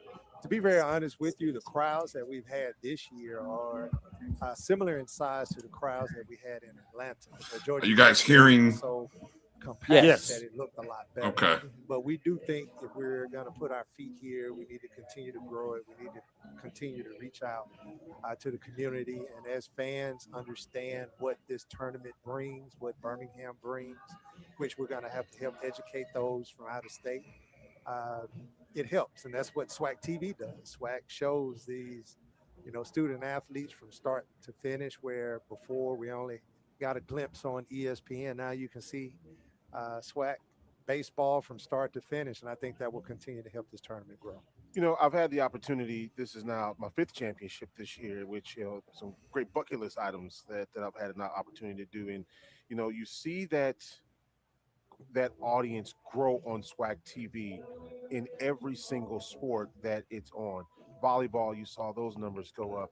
Baseball, this year we had golf and tennis, which is the first time that's happened. Hey, shouts out to Miss Pooler. That's who's running this tournament. So Yeah. she's walking across. Yeah, so shouts out to Dina Pooler, one of the greatest to do it for us. As a matter of fact, had a birthday this week as well. Did she? Yeah. Don't say that because I missed it. I did not tell her happy birthday. Wow. Happy birthday. But you know, it's really been great to see how SWAC TV has continued to grow with the number of people who watch and who tune in, you know, every single event. Yeah, I underestimated the popularity of SWAC TV. So I've said this multiple times. We had a strategic for SWAC TV. We kind of had to ball that up and throw it in the trash can because it has grown so fast and so exponentially. I had a FAMU mother come up to me and just said, thank you. And I said, for what? She was like, you know, she kind of leaned back. She said, SWAC TV. I was like, you know, you're welcome to be able to see, you know, your loved one out there playing. And again, we started off saying we're going to do football and basketball, and then we were able to get a lot of the Olympic sports in. And now we've made a commitment to kind of speed this thing up. We got about 2,000 events in totality. We're going to get them all on. We started with saying we're going to have about 80 this year. We ended up doing close to 300. So it's growing, and you can look forward to more and more, and you can look forward to SWAC TV being the permanent home for the majority of the SWAC events. I think it's wonderful what you guys are doing with this. You know, you see nothing but continued growth with this. Yeah, and hopefully we're going to see continued revenue. There you go. Coming in. You know, my background, you know, it takes a lot to pay for those lights. You see those lights in the outfield. We had to ship those in. Those things are expensive. So how do you pay for it? You have to pay for it through revenue generation, which is TV. So you're starting to see a lot of the additional commercials that are added. We're getting ready to announce a major deal with a third party that should help us with some television revenue. Very excited about the future of SWAC TV, and I'm very excited about the direction that it's going. Yeah, I want to talk about that in that, you know, the revenue, you know, this is great for the schools as well. You had a chance to report just the amount of revenue that you really share with the campuses and the benefits that they get from this as well. Yeah, and, you know, this year was a little tougher simply because of some things that have happened nationally with the NCAA. Everybody knows about the House settlement, that's NIL. Our share to that is about $3 million a year from the NCAA distribution. The Ray settlement came in this year, which was the volunteer coach settlement. That's another $1 million that's been added on top of that, that's going to come out of the NCAA distribution. So our role and responsibility is to help mitigate. Are you surprised? Go ahead. You're right. Start.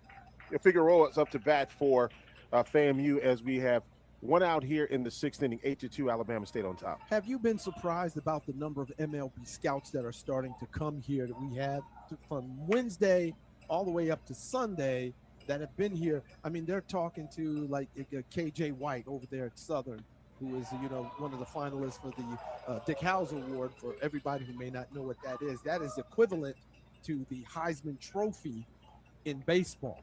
And you're seeing these coaches, these professional MLB scouts. You've seen MLB Channel, MLB TV out here filming. What do you think about that? Not surprised. We have some of the greatest talent in the nation. We've sent quite a few people to MLB. MLB recognizes what the SWAC is as it relates to football. And again, you know, shots back out to SWAC TV for giving them the platform to see it. And they get the lead runner, or they get the runner at second, I should say. And there are now 2 outs here in the sixth inning. The other thing to talk. All right, guys, I'm going to come back to us. Are you guys there? Yeah, Yes, we won't are mute. now. We had to mute up. We muted ourselves. Yeah, I'm gonna come back to us with the game back on here. You were listening to during that weather delay. You were listening to live audio with Dr. Charles McClellan. Another failed opportunity for Florida A&M. Yeah, that's a tough one. Scored Obviously, the rain delay helped FAMU to some degree, and the stoppage, which was the right thing to do, gave them, to some way, Alabama State to kind of calm down, and it didn't maybe let the emotion that FAMU was playing with the rally. You get the lead runner to get the second out, and then a final out that closed down the threat. I think they lost their momentum with the stoppage. Oh, I agree. That's what I was saying. You're exactly right. I think it hurt FAMU. That's when you start to kind of feel like, all right, things are just not going our way. Yeah. And let's see, back on the mound for the Rattlers. Walker looks like Walker is back on the mound for the Rattlers.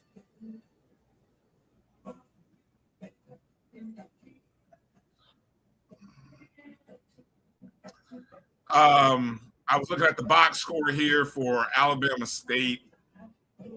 8 of the 9 batters have scored a run for Alabama State. Oh yeah, they got 8 runs on the board. So, who do we owe a run to, Brian? The second baseman. And they're doing a little bit of work on the mound, though they're not. I thought they had brought the rake out to try to do some mound work, but Walker doesn't want it.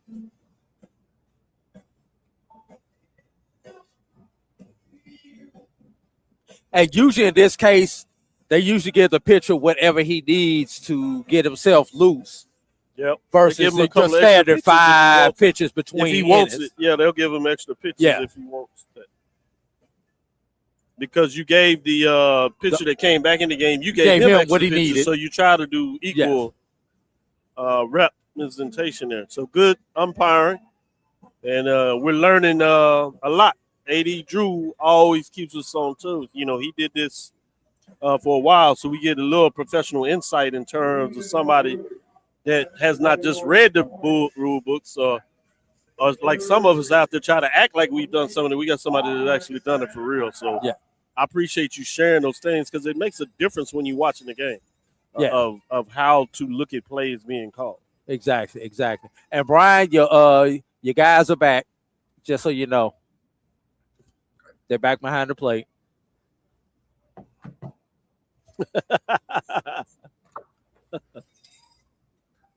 They are consistent. Well, I mean, their job is to distract the FAMU pitcher.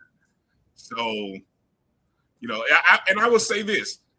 When there has been nothing behind home plate all tournament, right, putting somebody or something back there has got to be different. Thus, I mean, you know, that's a good point. Say, that's a good point. We can call it, you know, faux distraction, but if Alabama State ends up holding on to this game, those 2 guys will be celebrated in Montgomery. I don't know, or wherever. They'll be celebrated by somebody. I agree with you. Very good point. Very good point. Can of corn out of right field.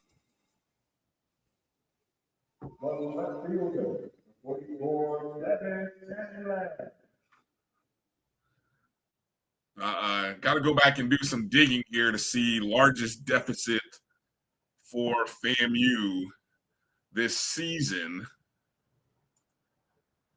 Particularly after 7 6. or 7 posts. After 6. After 6, yeah.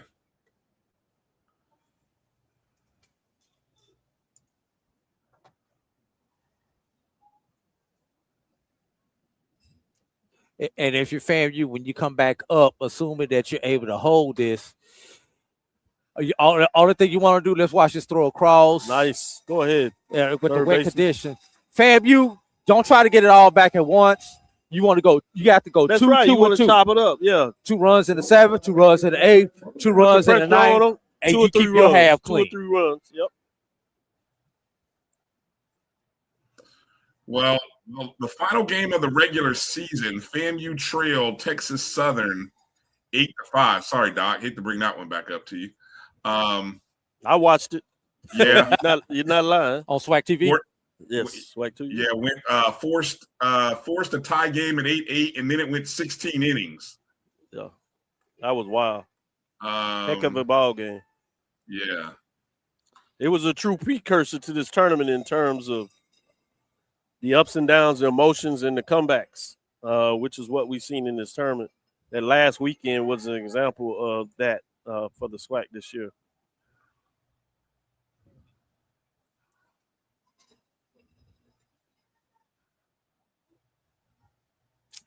Brian, I didn't know this was going to turn into a watch party. Yeah.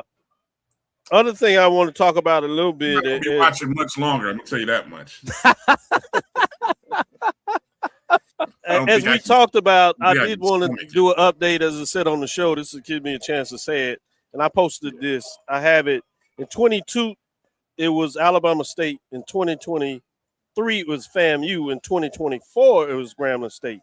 In 2025, it's Bethune-Cookman. And so we're looking at 2026.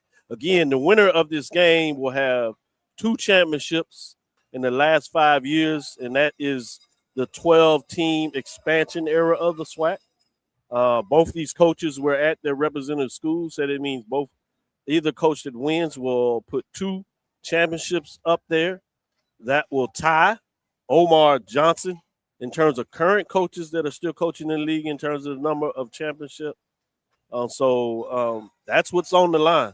Not just bragging rights, not just NCAA championship, but history in terms of giving a chance and an early indication of making your mark on the Hall of Fame. I'm always interested in, recognizing when we have Hall of Fame coaches, if you would, within the SWAC.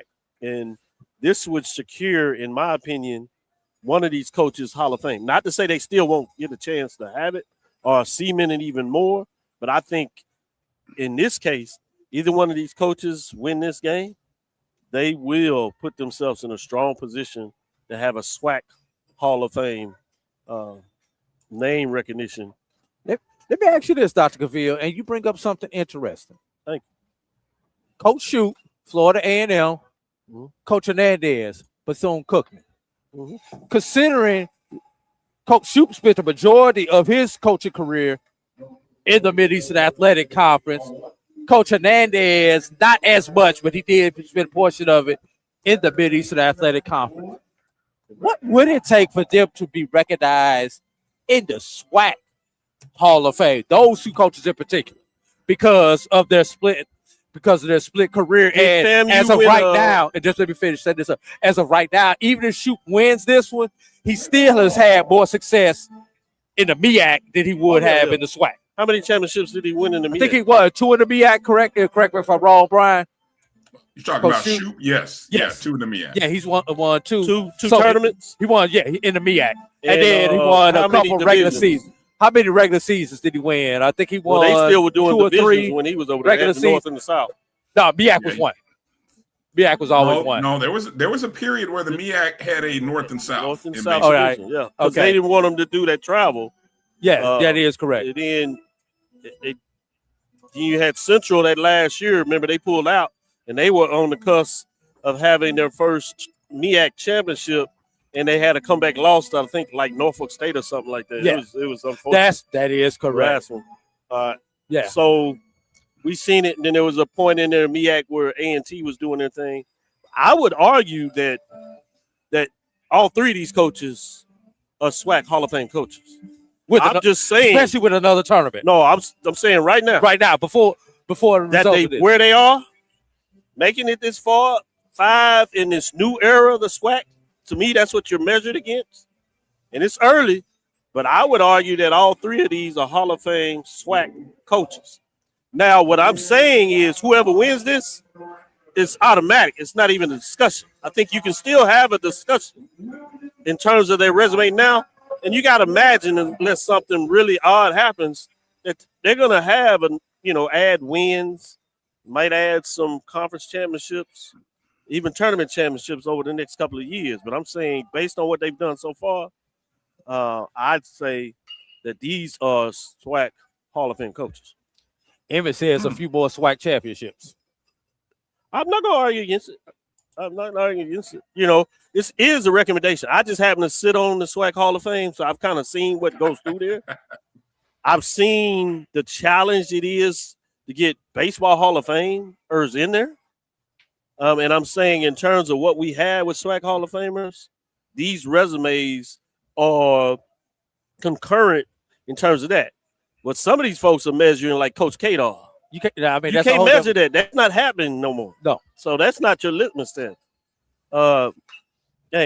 What's the brother that was formerly the head coach at Jackson State? his resume. You can't get to them type of resume.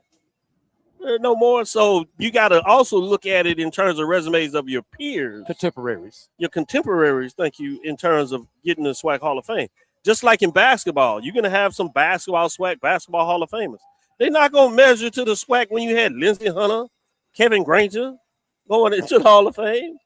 Those players do not exist. And you got to look at this is the transfer era.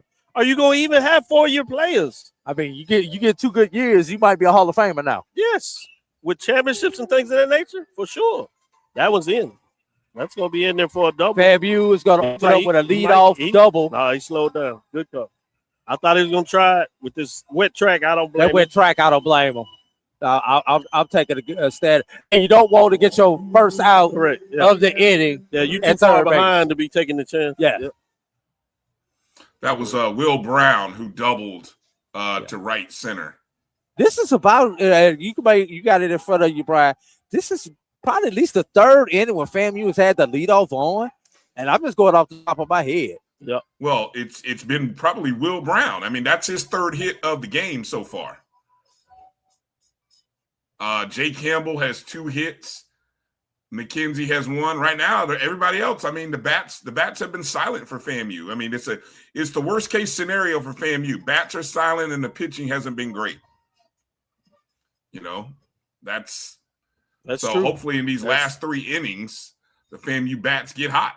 We'll see. We'll see. Interesting discussion regarding Hall of Fame. And I was thinking here, I was just looking at some of Shoop's records here. Again, Doc, because Doc was asking about he won 3 MEAC Southern Division titles from 2014 to 16. Obviously won the MEAC tournament from 2015 and 2019. Won the SWAC tournament in 23. Won the Eastern Division in 24. 2-time MEAC Coach of the Year in 2014 and 2016. SWAC Coach of the Year in 2024. So, yeah, I what is look up Hernandez. What was his MEAC resume? Well, Hernandez was only there for a couple of years as head.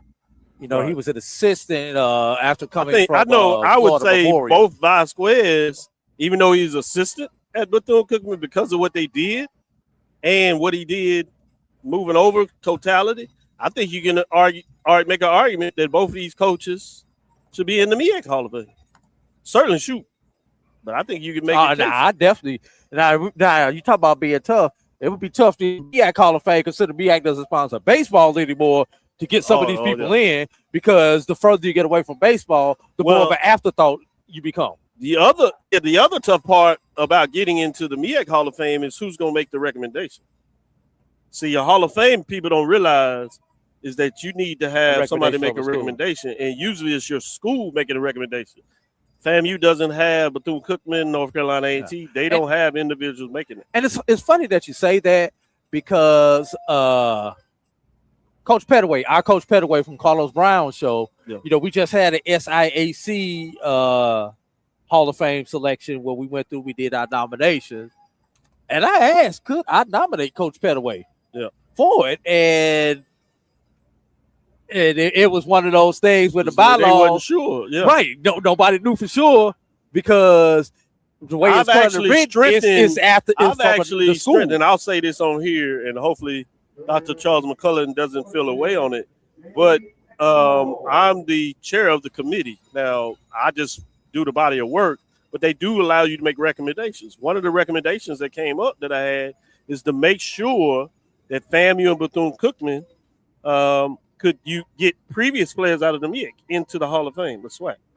And there was a little consternation about that, but there's a thought process about not penalizing them, because I told them what's going to happen in the MEAC. So they're looking at that, and that's a serious thought. Obviously, once they in there, that's wide open. There's a 5-year moratorium, but after that, anybody that played in the SWAC obviously is eligible, which is going to be important in terms of that. Yeah, he hit it right where they are. FAMU is going to play the run. Yes. FAMU played to run. Big RBI. Big RBI. Guy. They finally scored runner from second base with less than 2 outs. And of course, that was Jay Campbell. Yep. I mean, it's the same guys who've been hitting. It's Brown, Campbell. Here comes McKenzie. Nah, I mean, let's see. He needs to get hot. You got to get everybody else to start hitting here. The other guys have got to start hitting here in these final 3 innings. Right now, three guys are carrying the water. And I'm laughing right now, having been an umpire from Little League all the way up to the collegiate level. There's a certain point in time you don't bring out your brush anymore. And I just saw the umpire kick the plate clean. And this is one of those times when you have so much mud out here, your brush does you no good. Oh, yeah. That slide, I look at the replay. The slide covered the whole plate right there. That's a pretty good one. Yeah. And those are some interesting things when you talk about what does that look like. Because it's obvious that SIEC Coach Pettaway should be in his SIEC career was, in my opinion, and he had a good SWAC career, but I thought his SIEC career was better. He had 8 appearances. He's won numerous SIEC championships. Yeah, those last 8 to 10 years before they moved over to the SWAC, after Morehouse had their run in the early 90s, it was Alabama A&M. Yep. Yeah. He held the banner for the SIEC. Yes. It wasn't pretty much anybody else. Like you said, when those CIAA teams were Virginia Union making those runs and winning national championship, he was representing for the SIEC and at least having deep runs. Yeah. And he played in a very challenging region as well. And don't forget, Morris Brown used to have a good squad in the SIAC. A lot of people forget Morris Brown. I've seen some of those matchups with Alabama and Morris Brown in Atlanta. Yeah. Doc, you asked about Johnny Hernandez, but I think you might have been talking about Jose Vasquez. No, Vasquez was the assistant coach. No, other way. Hernandez was Vasquez's assistant. What? Vasquez was the assistant coach under the legendary Bethune-Cookman homer. Nope, right at the wall. Up against the wall. Off the wall. That's got 1 run scores. Well, no, we're gonna have a play at the plate. We're gonna have a play at the plate. Here comes that second challenge by Coach Shute. And we're wondering why he did not run. We're gonna have. Was it a home run? Was it a double? Let's see. Where is the line on the? Where is the line on the? I don't think there is a line. So does it have to go over the? Yeah, I think it has to go over those. What if it hits that Pepsi sign behind? If it falls in, it's in play. If it goes over, that Pepsi sign, there is a little bit of a gap, and that Pepsi sign is behind the wall on stilts. Correct, but there's no line, so that means all of that is in play. Yes, there's no yellow line, but he was out at the plate, and no challenge. Yeah, he was out. God, dog it, man. And he may. I don't know if they showed it. Brian, was he kind of ball watching? I think so, but he had to kind of wait because he couldn't just be running. It wasn't 2 outs. But that ball looked like it was gone. That ball looked like, if that stupid banner, if the stupid advertisement went there, but the center fielder was making a play to see if he could catch it. So you had to, if you're first baseman, you have to go about halfway and wait to see if he's able to make a fantastic catch because it wasn't that clear of a home run. So he did the right thing in terms of waiting. He just got a great relay coming in, and they made the play. But here's the thing. You guys just said that those advertisements are behind the wall. They're slightly behind the wall, but don't add into what's there. The designation of a home run is a yellow line. If there's no yellow line, everything is in play in terms of your outfield. It has to clear it. You can't make it up just because it's slightly there. If there's no yellow line, that's not telling you. Okay, I'm just asking about the sight lines, and then you get a strikeout. You get a strikeout, which goes back to your earlier point, Brian, is the only people delivering us those 3 batters. And they did their job, almost getting a home run to make it consequential. But unfortunately, you get it a double and you stretching it, which is the right thing to do from the standpoint that other guys behind you are not delivering. You just don't make the play. So let's play armchair coach. Yeah, Will Brown right now for FAMU is 3 for 4 with a run scored. Jay Campbell is 3 for 4 with a run scored and an RBI. And Jackson McKenzie is 2 for 4 with an RBI. The rest of the FAMU batters are 1 for, let me see, 4, 8, 9, 10, 13, 16. The rest of the lineup is 1 for 16. Wow. Yeah, that's you nailed it, Brian. And you said it. Armchair coach right now. You hold him at third base, and then you've got second and third with 1 out. Yeah, but it was if you do that, now it's obvious that you do that. Right. No, but and the reason I asked that, do you go and then potentially try to put the ball in play via squeeze play or something else considered the wet turf? Yeah. I think you could do that, but you still got to know, is your batter that you're bringing up, are they people that can really put down the squeeze play? You're right. Are they guys that are credibly enough to put down the bunt? And at this point, the way they're struggling at the plate, I don't know if you have much confidence in them at all. You don't tell nobody that, but I'm saying if you're doing this right now, Brian just pulled out that your other guys are not delivering. And so at this point, you played it safe last inning when you didn't stretch it. You got him a second, but it's just tough. And you got to think about that he probably normally scores on that, but because of the wet field, he's just a tad bit slower. But how do you make that calculation if you hadn't really done it before? So you sent him because generally over the year, you've been aggressive and you sent him, and more than not, he's made the play.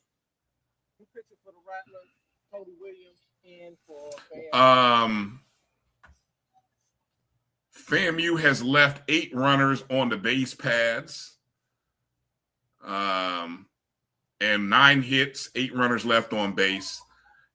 Alabama State here going into the top of the 8th inning has 13 hits, 8 runs, have left 9 runners on the base pads. New pitcher for FAMU now is Cody Williams. Drew, Drew, something happened to your audio, Drew. Your volume. My fault. Okay, there we go. I hit mute because I put the headphones down. Cody Williams, 1 appearance, 0 earned runs, 1 save, 13 pitches in the tournament thus far. And on the season, came in 2 innings ago. You said it, not me. I was thinking it. You said it. I said it. On the season, 4.26 ERA, 1.0 WHIP, 2-1 on the season, 16 appearances with 1 start, 19 innings pitched, 5 saves on the season. He leads the Rattlers in saves, giving up 13 hits and 11 runs. 9 of them are earned. Batters are batting .197 against him.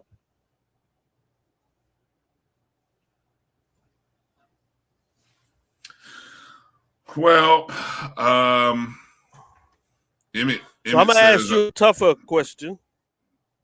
Go ahead with Emmett's comment, then I'll come out with my question. No, Emmett said the key is can FAMU silence Alabama State bats for 2 more innings. That's not the problem, Emmett. The problem is can FAMU right they bats up. Yeah, right. I would flip that. If Alabama State can keep FAMU bats quiet, they're going to have a championship in their back pocket here. That's the thing.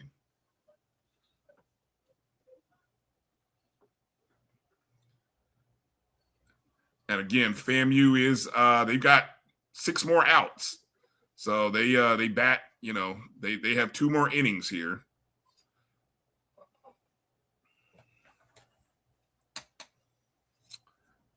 This is one of the larger deficits FAMU's had to come back from. But again, you got 2 more innings coming up. And so anything's possible for Alabama State. You definitely want to add some insurance runs because we've seen some craziness happen in the SWAC tournament.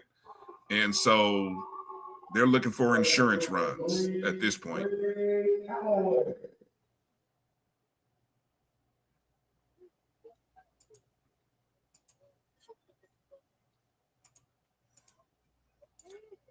So here's another one. Since you got? we're going to history, let this play get out. Tough one, but you got it. Ooh, good scoop. Got him. So they shut him down. So what about Gramblin's baseball coach, David Pierre? Is he a Hall of Famer?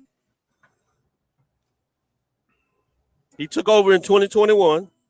He helped as assistant coach lead them to a conference championship in 2010.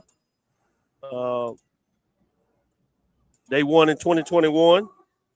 Now, in the 12-team expansion, when we're looking with his other peers, he finished second place in the West in 2022, finished first in 2023, second in 2024, fifth in 2025, fifth in 2026. He's won one conference tournament championship. Can I be honest here? I'm so short of somebody having an unprecedented run in their first 5 to 7 years. I think I really can't look at anybody from a Hall of Fame perspective from the coaching perspective until I've seen at least 10 years. And I look at it and say, what have you done in 10 years? Because 10 years is kind of two full cycle 4-year, 5-year recruiting classes, right? That's fair. So, I think what Pierre, because I'm looking at it now, Pierre's had a good few seasons. This 25 was probably the 1 year where he. Now the thing I tell y'all is, y'all don't keep coaches around very long. Well, that would go to. There's a difference between him leaving versus him staying around, because if he's not around long, that illustrates maybe why he's not a Hall of Famer. And what if he leaves? Okay, now if he leaves again, what did he do in that short period that he was there? That's my question. Yeah, so for me, I got to see some regular season titles. Yeah, he's had one. Okay, give me a tournament title. He has one. One. Okay, so that's the question. Nobody in this. Nobody. Hold on. I'm talking about 5 years. Answer the question is. Stop adding the stuff. You made your caveat, but you got to answer the question as it is. 5 years. Nobody other than what today has had 2 championships over the 5 years. That's 1 for 17, Brian. I'm sorry, Dr. Cavill. Oh yeah. 1 for 18. Excuse me.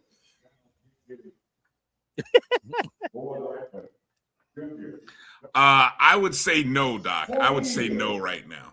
What are the SportsWrap listeners say? What are their thoughts on Hall of Fame coaches? Let's see. Emmett Jones, Pierre's done baseball all right. now. Baseball. He's got see. This is kind of what I'm thinking here with Emmett. He's got to keep pace and get another SWAC tournament championship, but he's all right. So he's trending in the right direction. I got you. But like I was looking at the resume for Vasquez, right? Vasquez has a nice resume since he's been in the SWAC with Alabama State. He's been in the conference since 2017. Hold on, I just had his information pulled up. That's what I was trying to give you time to pull up. Oh, I had it up, but then we got into two for 19 infield hit. Yep, swinging bunt. Yeah, swinging bunt. That's basically what that was. SWAC TV folks would call it just a hit. The hit. Well, who's the NBA game tonight? Is it the Knicks? No, they played last night. So it's the Spurs game. Cleveland. Yeah. All right.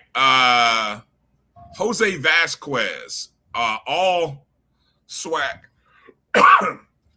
So he has 4 SWAC East Division titles, a SWAC tournament championship, 4-time SWAC coach of the year. And so on the verge of winning another tournament title. I mean, let me see, 1, 2, 3, 4, 5, 6, 7, 8. This is his 9th full season. I mean, now, see, that's Hall of Fame-esque resume stuff right there. All right. Okay. You're very clear. Good job. I hear you. The score right now, I got some folks who are tuning in on IG Live. The score is Alabama State 8, Florida A&M 3. In the bottom of the 8th inning, FAMU has a runner aboard with 1 out. On the mound for full count Alabama State right now. Peterson, James Peterson, who is in his 3rd inning right now. 4th inning, actually. FAMU is strong, 2 hits together in a row from the bottom of the lineup. Wow, Jesus, about time. Josue Figueroa gets a hit after Alex Monil gets a hit. That's what we need. We need these guys to start hitting now.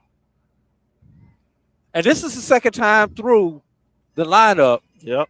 Against Facing Peterson. him, yep. So Jordan very Brown patient now, at the plate. You know, Jordan Brown has left 3 runners on base to date in his 3 previous plate appearances. You know, Jordan Brown came through in game number 1 against Texas Southern. Can he do it again? What can Brown do for you? Let's go. Well, I don't know if he'll get a chance now. Vasquez probably making a pitching change now. No, that was just the teammates coming together to buy time for the bullpen. Oh, okay. But this may be his last batter.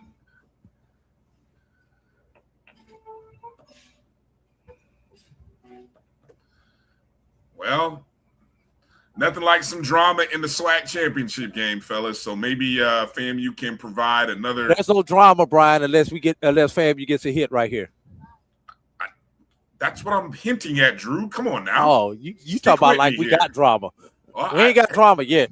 I'm trying to It's call drama. It's drama. I'm trying to call it. I'm trying to speak it into existence, Drew. Damn it. Work with me here. Another swinging bunt. He's gonna beat that out. Oh, that's what you needed. Throw in the right field. 1 run has scored. 2 runs have scored. He's heading for 3rd base. And he's in the 3rd base with a Little League triple. Bases clearing triple? No. Little League triple, Brian. No, that's a Little League triple. That's a single. In other words, that was an error. A 2-base ball error. went to the right field. How many runs scored, though? 2 2 runs scored. That's what Yes, I'm a ball talking game about. now. Now we got drama. I spoke it into existence, Drew. I told you there was going to be some drama in this SWAC championship game. Let's go. He panicked. The pitcher panicked. That's what it Just takes. held the ball. So that's the 2nd swinging bunt this inning. Jordan Brown. What can Brown do for you? Let's go, baby. He did it against Texas Southern. He does it again. Let's go. And now we're back to the top of the order, where the top of the order between Brown, the number 1, 3, and 4 hitters have been rocking today. I don't know what my guy Kresick's doing, though. Kresick in the 2 spot, though. He done absolutely nothing. 0 for 4 today. But, all right, I'm not going to worry about him. Will Brown at the plate. Let's go.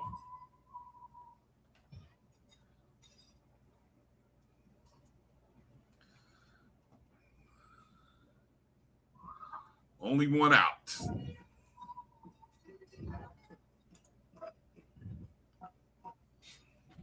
The pitch and it sent into right center field, back at the track. And that's called at the track tag. Runner scores. Going to make it an 8-6 ball game for Alabama State. 2 outs here in the bottom of the 8th inning. And if you're Florida A&M, Dr. Cavill and Brian, now you're in striking distance. The Rattlers wait until the 8th inning to hit their cricket letter number in terms of runs. 4 runs here in the top of the They bottom of the 8th. couldn't come at a better time. No, 4 runs here. Now we've got nobody on, 2 outs. 3 runs. Yeah, 3 runs here. 3 runs. In the half came in inning. 8. Has Coach Coach Fisher takes it for a Vasquez strike. Coach Vasquez left Peterson in too long now? That's the question. If you look at is that the what just transpired, I don't know unless because if you go back to that count, there was a pitch that took it to full count that a lot of fans thought was a strike. And then you get a swing of bunt. So it's not. This is the first guy before him that actually hit him. The other 2 were little choppers. They were bad plays. So I don't know. It's about his pitching. Yeah, 1 ball, 2 strikes to the batter here. So. And Peterson is up to 48 pitches. That was before this at bat. So he's north of 50 today. Came in at 121 through 3 That's something to look at. In the 4 days that he's been here. So he's had 170 plus pitches in this tournament. And that's hit inches, shallow center field. It's going to be a tough play. May get down to the Bermuda Triangle. No, great play there by the center fielder for the 3rd out in the inning.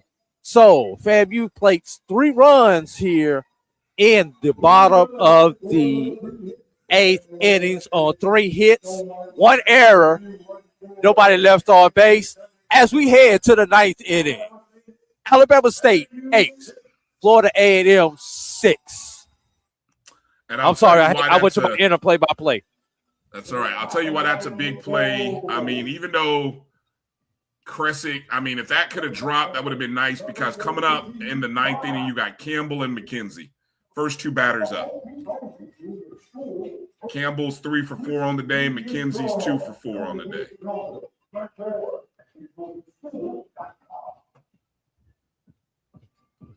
So, well, FAMU bullpen's got to do their job. You're going to the 9th inning. Yep, I agree with you. Williams is back out here for the 9th inning. Keep the pressure on Alabama State.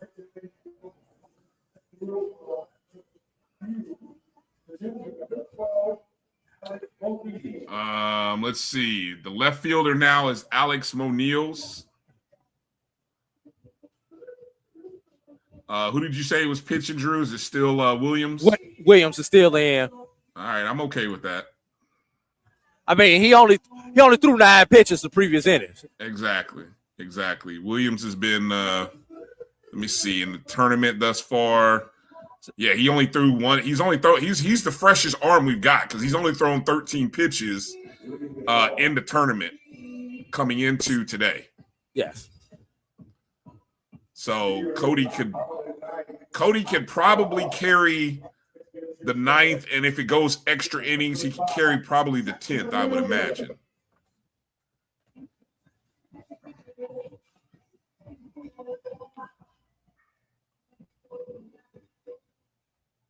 Well, doesn't get any more exciting than what we're about to watch here for somebody.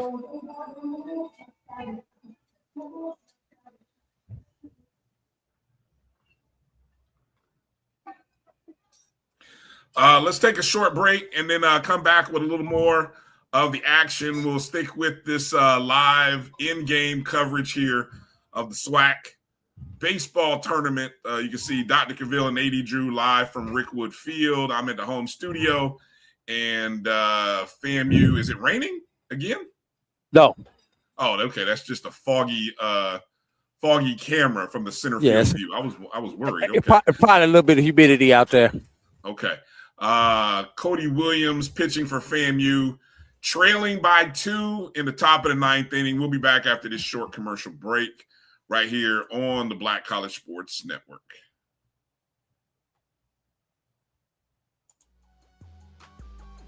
This is the Dean of the College of HBCU Sports, Kenyatta Cavill of Dr. Cavill's Inside the HBCU Sports Lab with Mike Washington and Charles Bishop. Come mix it up in the lab where the course lecture is in session every Tuesday from 6 o'clock p.m. Central Standard Time on Facebook Live, YouTube Spreaker, or the BCSN app, as we discuss all things about the HBCU sports culture, including exploring the week that was in the sporting HBCU diaspora, as well as the upcoming week of HBCU sports. With me, the Dean, the College of HBCU Sports, on Dr. Cavill's Inside the HBCU Sports Lab with Mike Washington and Charles Bishop. Course lecture dismissed. It's never too early to plant the seed, to share the tradition, and instill a sense of pride in your HBCU with your little ones. HBCU Pride and Joy Children's Boutique helps you share your school spirit with a wide selection of adorable kids apparel and accessories officially licensed from your favorite HBCU. Visit hbcupridejoy.com and follow us on all social media at HBCU Pride Joy on Facebook and Twitter. When it comes to professional learning, teachers deserve better. From the leader in online learning, Stride brings you the Stride Professional Development Center, an on-demand library of mobile-friendly courses that gives teachers choice and flexibility, allowing them to learn anytime and anywhere. Our dynamic courses provide bite-sized learning and help educators advance their knowledge while also gaining professional development hours. It's time you take charge of your learning. Visit us today to get started.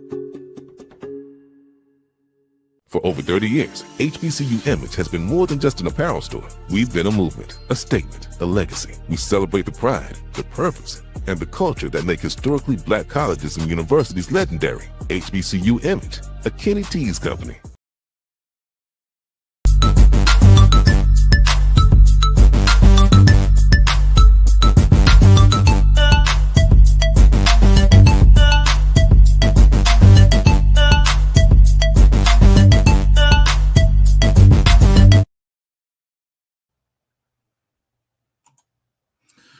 All right, back to live action here. Here in the championship game in the ninth inning of the SWAC Baseball Tournament, Alabama State leading 8-6. Runner advances to second base on a well-executed bunt. FAMU had to do a good job of getting that base or getting the batter out. Made a nice bunt up the first base line. Second baseman able to field it and get it over to the pitcher, who was able to step on the plate. Oh, let's see. Did he go around? Yeah, he did. 2 outs. Let's go. Cody Williams on the mound for FAMU, the runner on second. Alabama State has left 9 runners on base to date. And at the plate is Fabian Santana. Santana is the 9 hitter. He's 2 for 4 with an RBI and a run scored. Everybody for Alabama State has scored except for that last batter.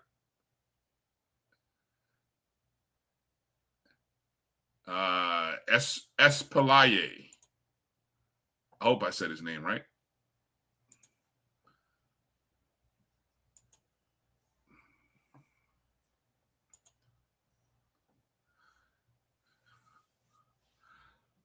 All right. So, Drew, what's your take here on how this is looking down the stretch?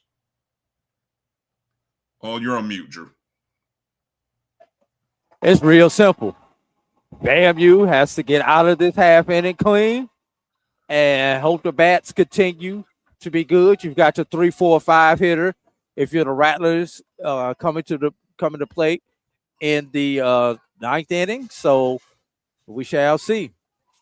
And they get out of the inning clean. So it comes down to this. Now, Brian, let's take you back to last year as Dr. Cavill sets to rejoin us. If I remember correctly, FAMU was in a similar situation against Bethune-Cookman last year, and Bethune-Cookman was able to walk it off against Florida A&M. Could we see the script flipped this year? Boy, wouldn't that be something? That would be beautiful. Because if I'm not mistaken, FAMU had a 9-8 lead. I thought it was a 2-run lead last year. We're going into the bottom of the ninth. And they lost. A home run was a 3 RBI home run. So that was last year. Yeah, I thought they were down 2. The 2 Thor was runs down and then 2, a 3, and they won. And then with hit the a 3-run homer. So we've got a similar situation right here, right now. Just on the other side. Great point, Drew. Great point. Okay, here's who's coming up for FAMU in the 9th inning. And Peterson, it looks like he's back out for one more inning. That's beautiful. Just to go back before you set this up, Brian, set this up from last year, the question everybody asked last year, did they leave him out there 1 inning too long?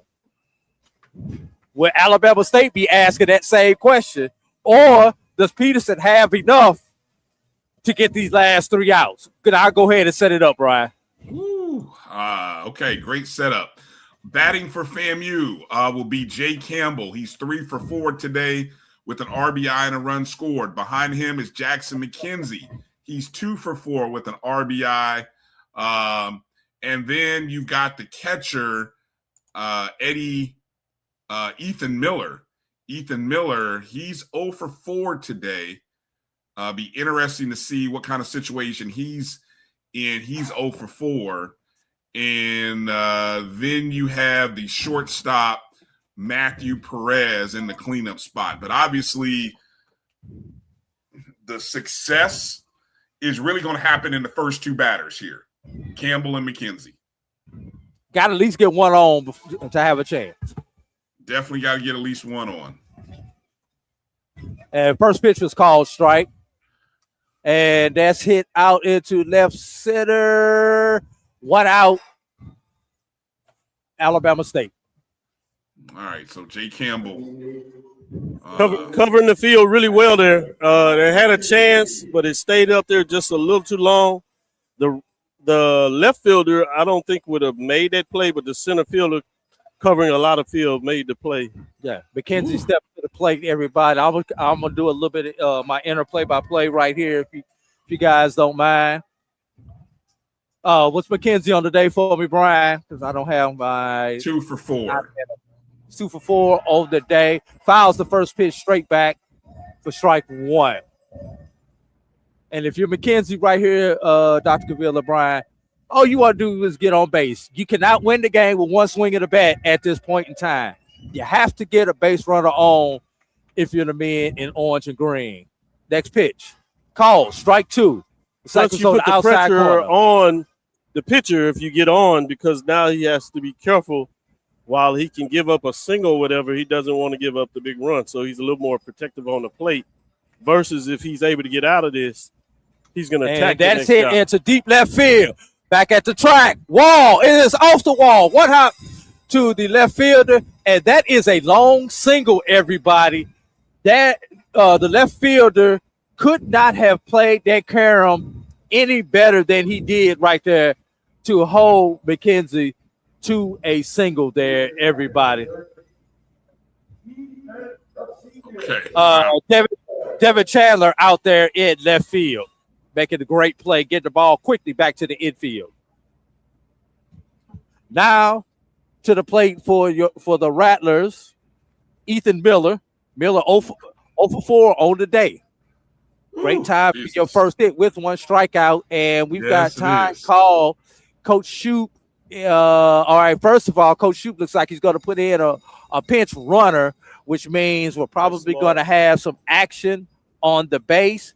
I see number 19 coming out there for the Rattlers. Looks like number 19, Justin Lopez, is going to be he's leaving him at first base. Not going with the pitch runner. So, and he's going to let Miller bat.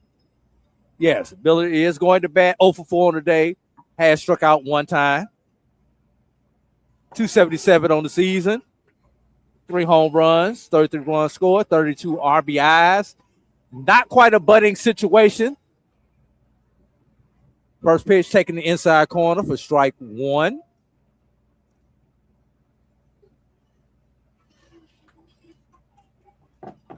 Peterson well north of 50 pitches, approaching 60 pitches. And that's hit into the left field. And that's going to be a single. FAMU runners on first and second as that shot was on the left field line. I owe you a drink there, Bryan. For Thank you. First and second, FAMU. Here's the situation, everybody. Florida A&M. 2 on, 1 out. Now we're going to get a pitch runner at first base for the Rattlers. Coming in for FAMU. Justin Cruz is now your runner at first base. Dr. Cavill, is this a bunting situation? Yes. I mean, it with depends. 1 out. You got 1 out at the plate for the Rattlers. Is this a bunting situation that you asked? I don't know if this is a bunting situation. Yeah, Pop straight up, trying to get out the way is the umpire, straight back. And now we have 2 outs. Great play there by the catcher, avoiding the umpire, catching that ball up against the screen. Hey, he messed up. I was just going to set it up. Remember when we were at the new ballpark, Vasquez was in the same situation against Southern. Yeah. But they turned the double play on third base to first base, yes. First and second to win the game. Yeah. In 17 innings. But now you get the pop up. Now you just got to find a way. Can you get the final out? Florida A&M down to their final at bat. Alex Moline stepping to the plate. 1 for 1 on the day. And he hits that air to the short right field. Back track. And your 2026 SWAC champions is going to be the Alabama State Hornets. As FAMU was not able to capture the magic there, everybody. Great job, Coach Vasquez and the Hornets. As they go through the tournament, everybody undefeated on the season. Oh, that's pretty big. Undefeated Pretty in the big there. tournament.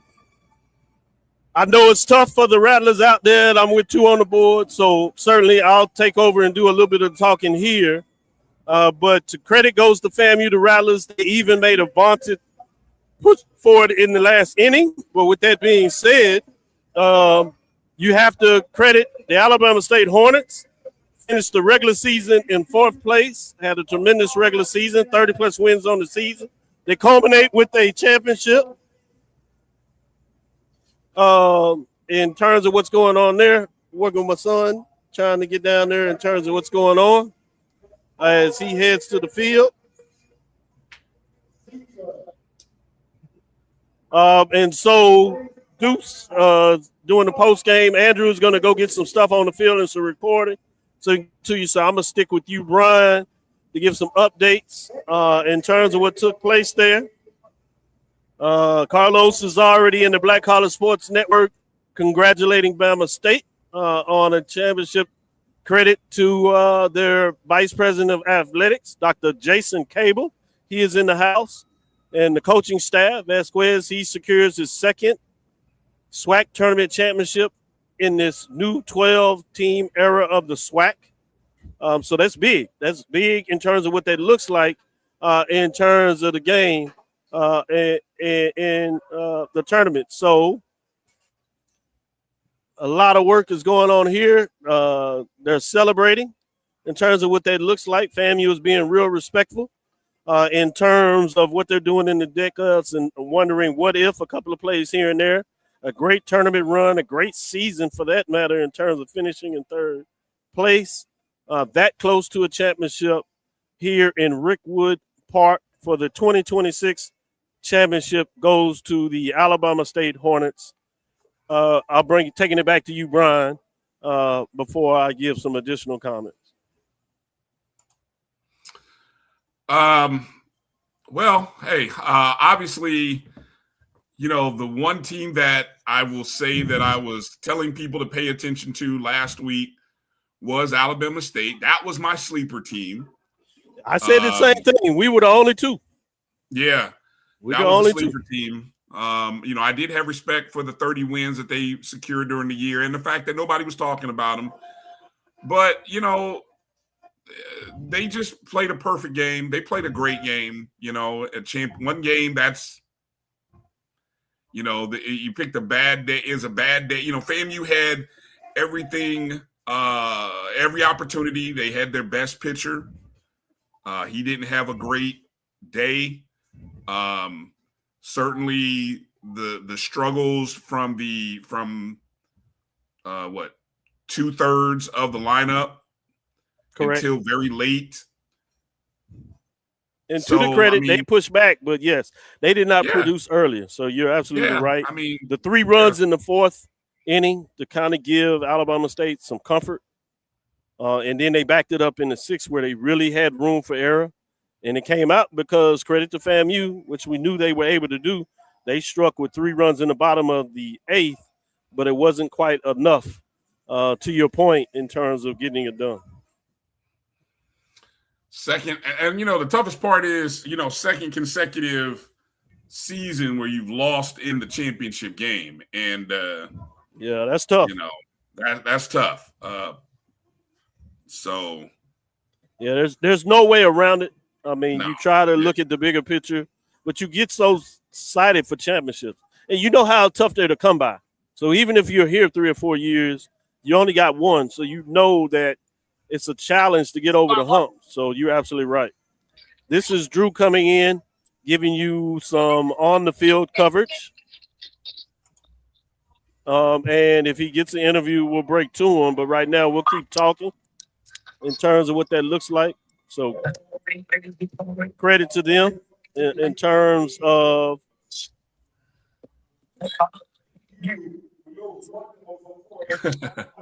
see Deuce out there. The HBCU network is down there on the field.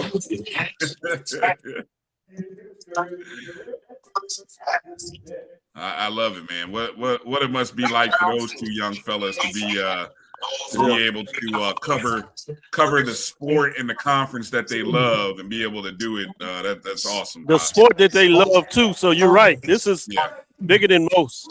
Getting out of school the last week, and your trip is to the Birmingham for the SWAC tournament with your best friend is pretty big. And you ended on the field congratulating the champions. The only thing was that their teams didn't win. Other than that, they got everything they wanted out this trip. Yeah. Yeah, exactly. Back to the game. As you said, the final score, as you know, was 8-6. Alabama State had 13 hits. FAMU had 14. Alabama State had 3 errors that did not cost them, and FAMU was not recognized with an error. So even on the base running, they did not credit them with the error. Obviously, that was a hit, but the 2 extra bases, they did not call an error on that.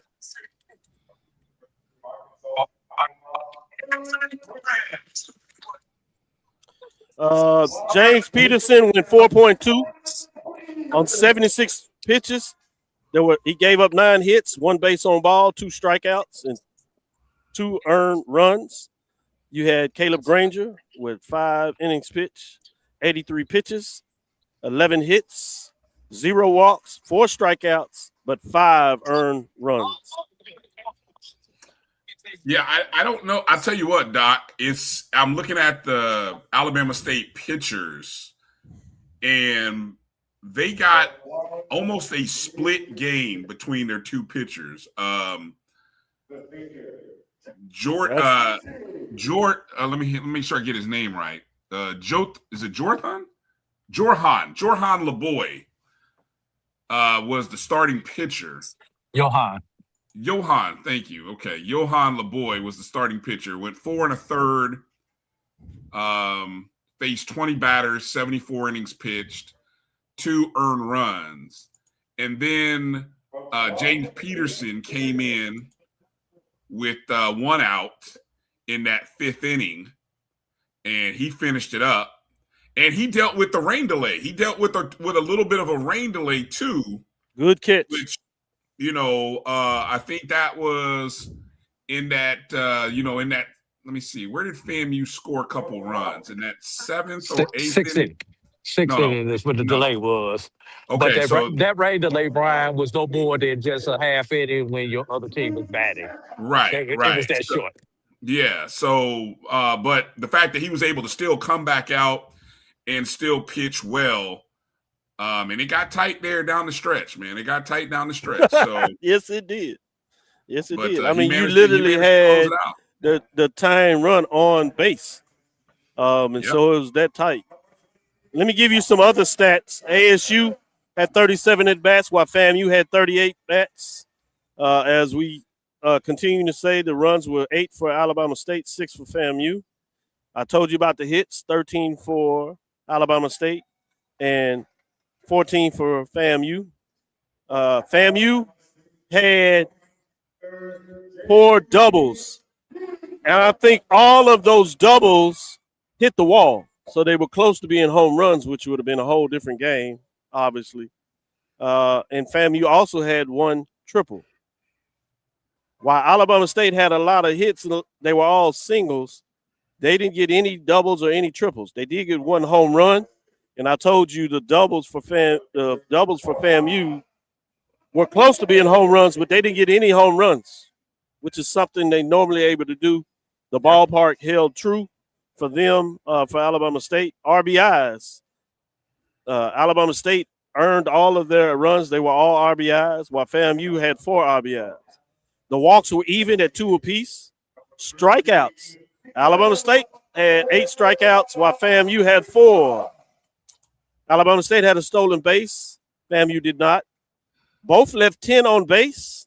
OPS for Alabama State was 861, 945 for the FAMU.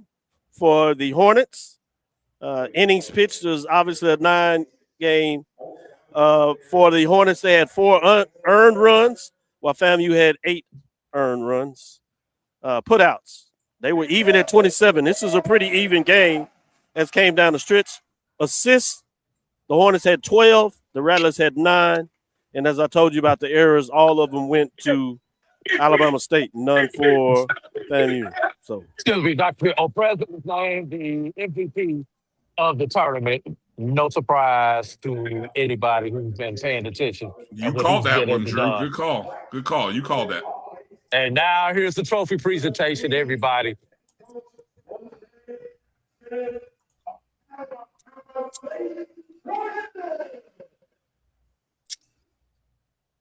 Also, confetti comes down. Where'd that come from? The guns are behind me, the confetti gun. Oh, okay. Yeah, SWAC has brought that to the championship game over the last couple of years. They do that for all the sports, really making the kids feel in terms of a championship atmosphere, which it is. So credit to the SWAC office in terms of doing the little things that really make it feel big when they win a championship. And for fans, we certainly know how big it is in terms of winning championships. So for the 3 big sports, Prairie View wins football, Prairie View wins the basketball tournament, and Alabama State on the men's side wins baseball. On the women's side, FAMU wins softball. And you have, in terms of women's basketball, getting it done for Southern. So those are the 5 major sports, if you would, 3 men, 2 for the women. Fascinating when you talk about it like that.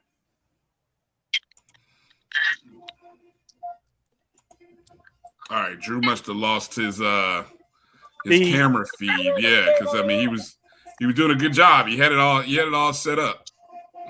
There you go. It's back up. I had to take a picture with my phone, so and I'm on my phone. Yes. So you know, I am working for Black College 9 too, so I got to make sure I get the pictures for my articles, my recap tonight. That's gonna be the hardest recap I've had to write in a while, everybody. Yeah, I'd imagine. I tell you, you got to be one of the hardest working guys out here in the business. As you see, Coach Vasquez, Vasquez with a 2nd SWAC tournament championship. Turned out slow, but great regular seasons. But he's showing to be able to get it done. Huge championship wins. Credit to Coach Vasquez. I'm gonna see if I can get Coach AD Cable over here. There you go. Got a minute? Hold up, I'm gonna give him one of my AirPods. Hopefully, you guys can hear me as I talk to him. Yep. Can you? All right, can you guys hear me? Yeah, we can hear you fine. Can you hear him? Go ahead. You talk with Dr. Gaville and Brian Fulford. We're live right now. AD Cam. First of all, congratulations on the championship there, AD Cam. We're not.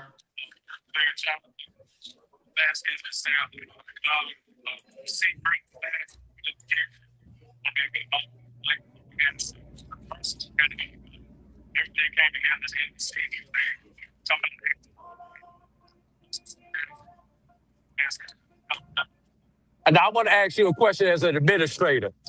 All the drama and the delays and everything logistically that went on into this tournament, what did you have to do to support these young men to be able to still achieve this ultimate goal? And how tough was it for you as an administrator to support these young men, given everything that happened weather-wise?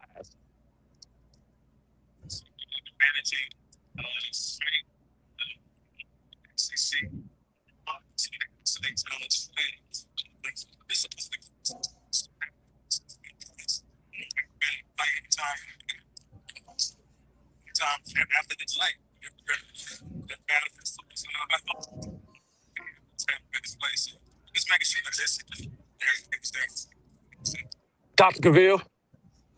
Yeah, just tell Coach Cable, say congratulations. He's getting in the habit of putting up a lot of banners for Alabama State. I like the way he runs the program.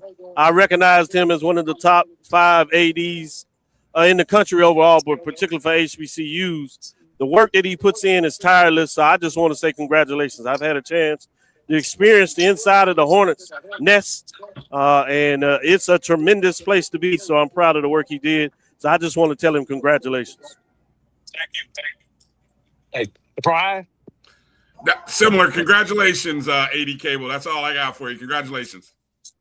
All right. And I see who else I can get out here today, fellas.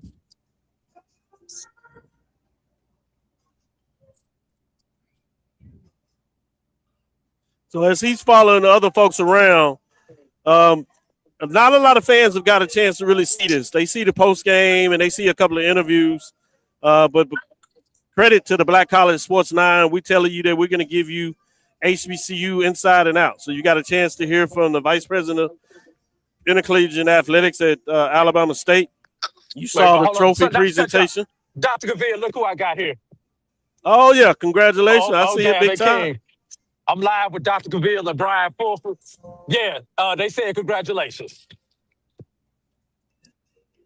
Says he's proud of those guys. Yeah, he should be. Really good, really good. See if you can catch Coach. I'll see if I can catch him. He's doing a couple other interviews. Hold on. Okay. Got Simone Stanley here, the voice of HBCU athletics.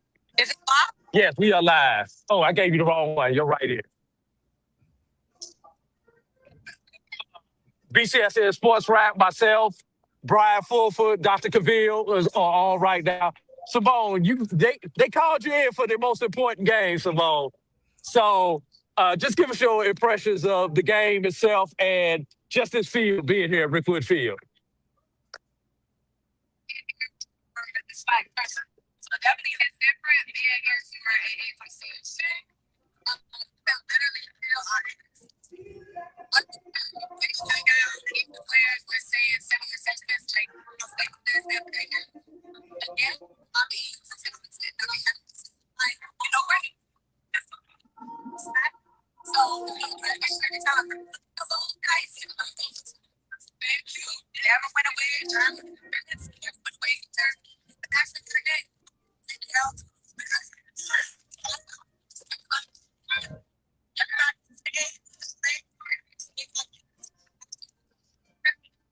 Brian, you got anything for Simone? Nope. My only question was, Simone, what when you talked to Coach Shoup during that timeout, what kind of insight was he sharing with you regarding was it regarding pitching at that point? Yeah, it was definitely the people that can say how they trust it, you know, their guy. Right. Definitely even field and that FAMU dugout. Like, it was like two different worlds. Not even just when the score got ran up, but throughout the entire game, the FAMU dugout was very very chill. Alabama State was definitely energized physically. You never know whatever they process in the tournament. But Alabama State definitely had the energy to go, and I definitely think that very simply that don't be the same. We're never off the game. Just our guys and Yeah, Dr. Cavill.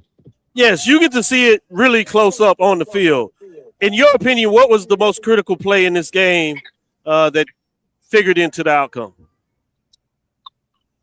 know, it changes throughout, right? Yeah. So we had like 3 different games in this game. We had a final 3 innings, and then 8, it was all Alabama State, and then one minute we had. I would say that the catcher had 2 buckets on, 1 out, and at that point, overhead run, at the plate, you know, making that catch, it was a problem. But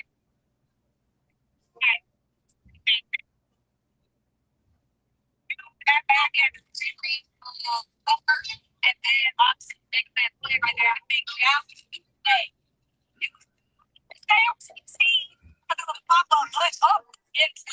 He had to make a decision. Yeah, good play. Good call. I think that catch is like really fit that Alabama. Right. But thanks Good for call. thanks for stopping and joining me. All right. All right, now the lost sight of coach. Yeah. All right, Drew. We the audio is kind of tough to hear a little bit, so we're gonna bring it back up to the top and close it out with me and Dot. That'll make sense. And that way, if you get any interviews, you know, obviously use it, and then you know, check your audio settings, and then you can use it on Doc's show on Tuesday. All right.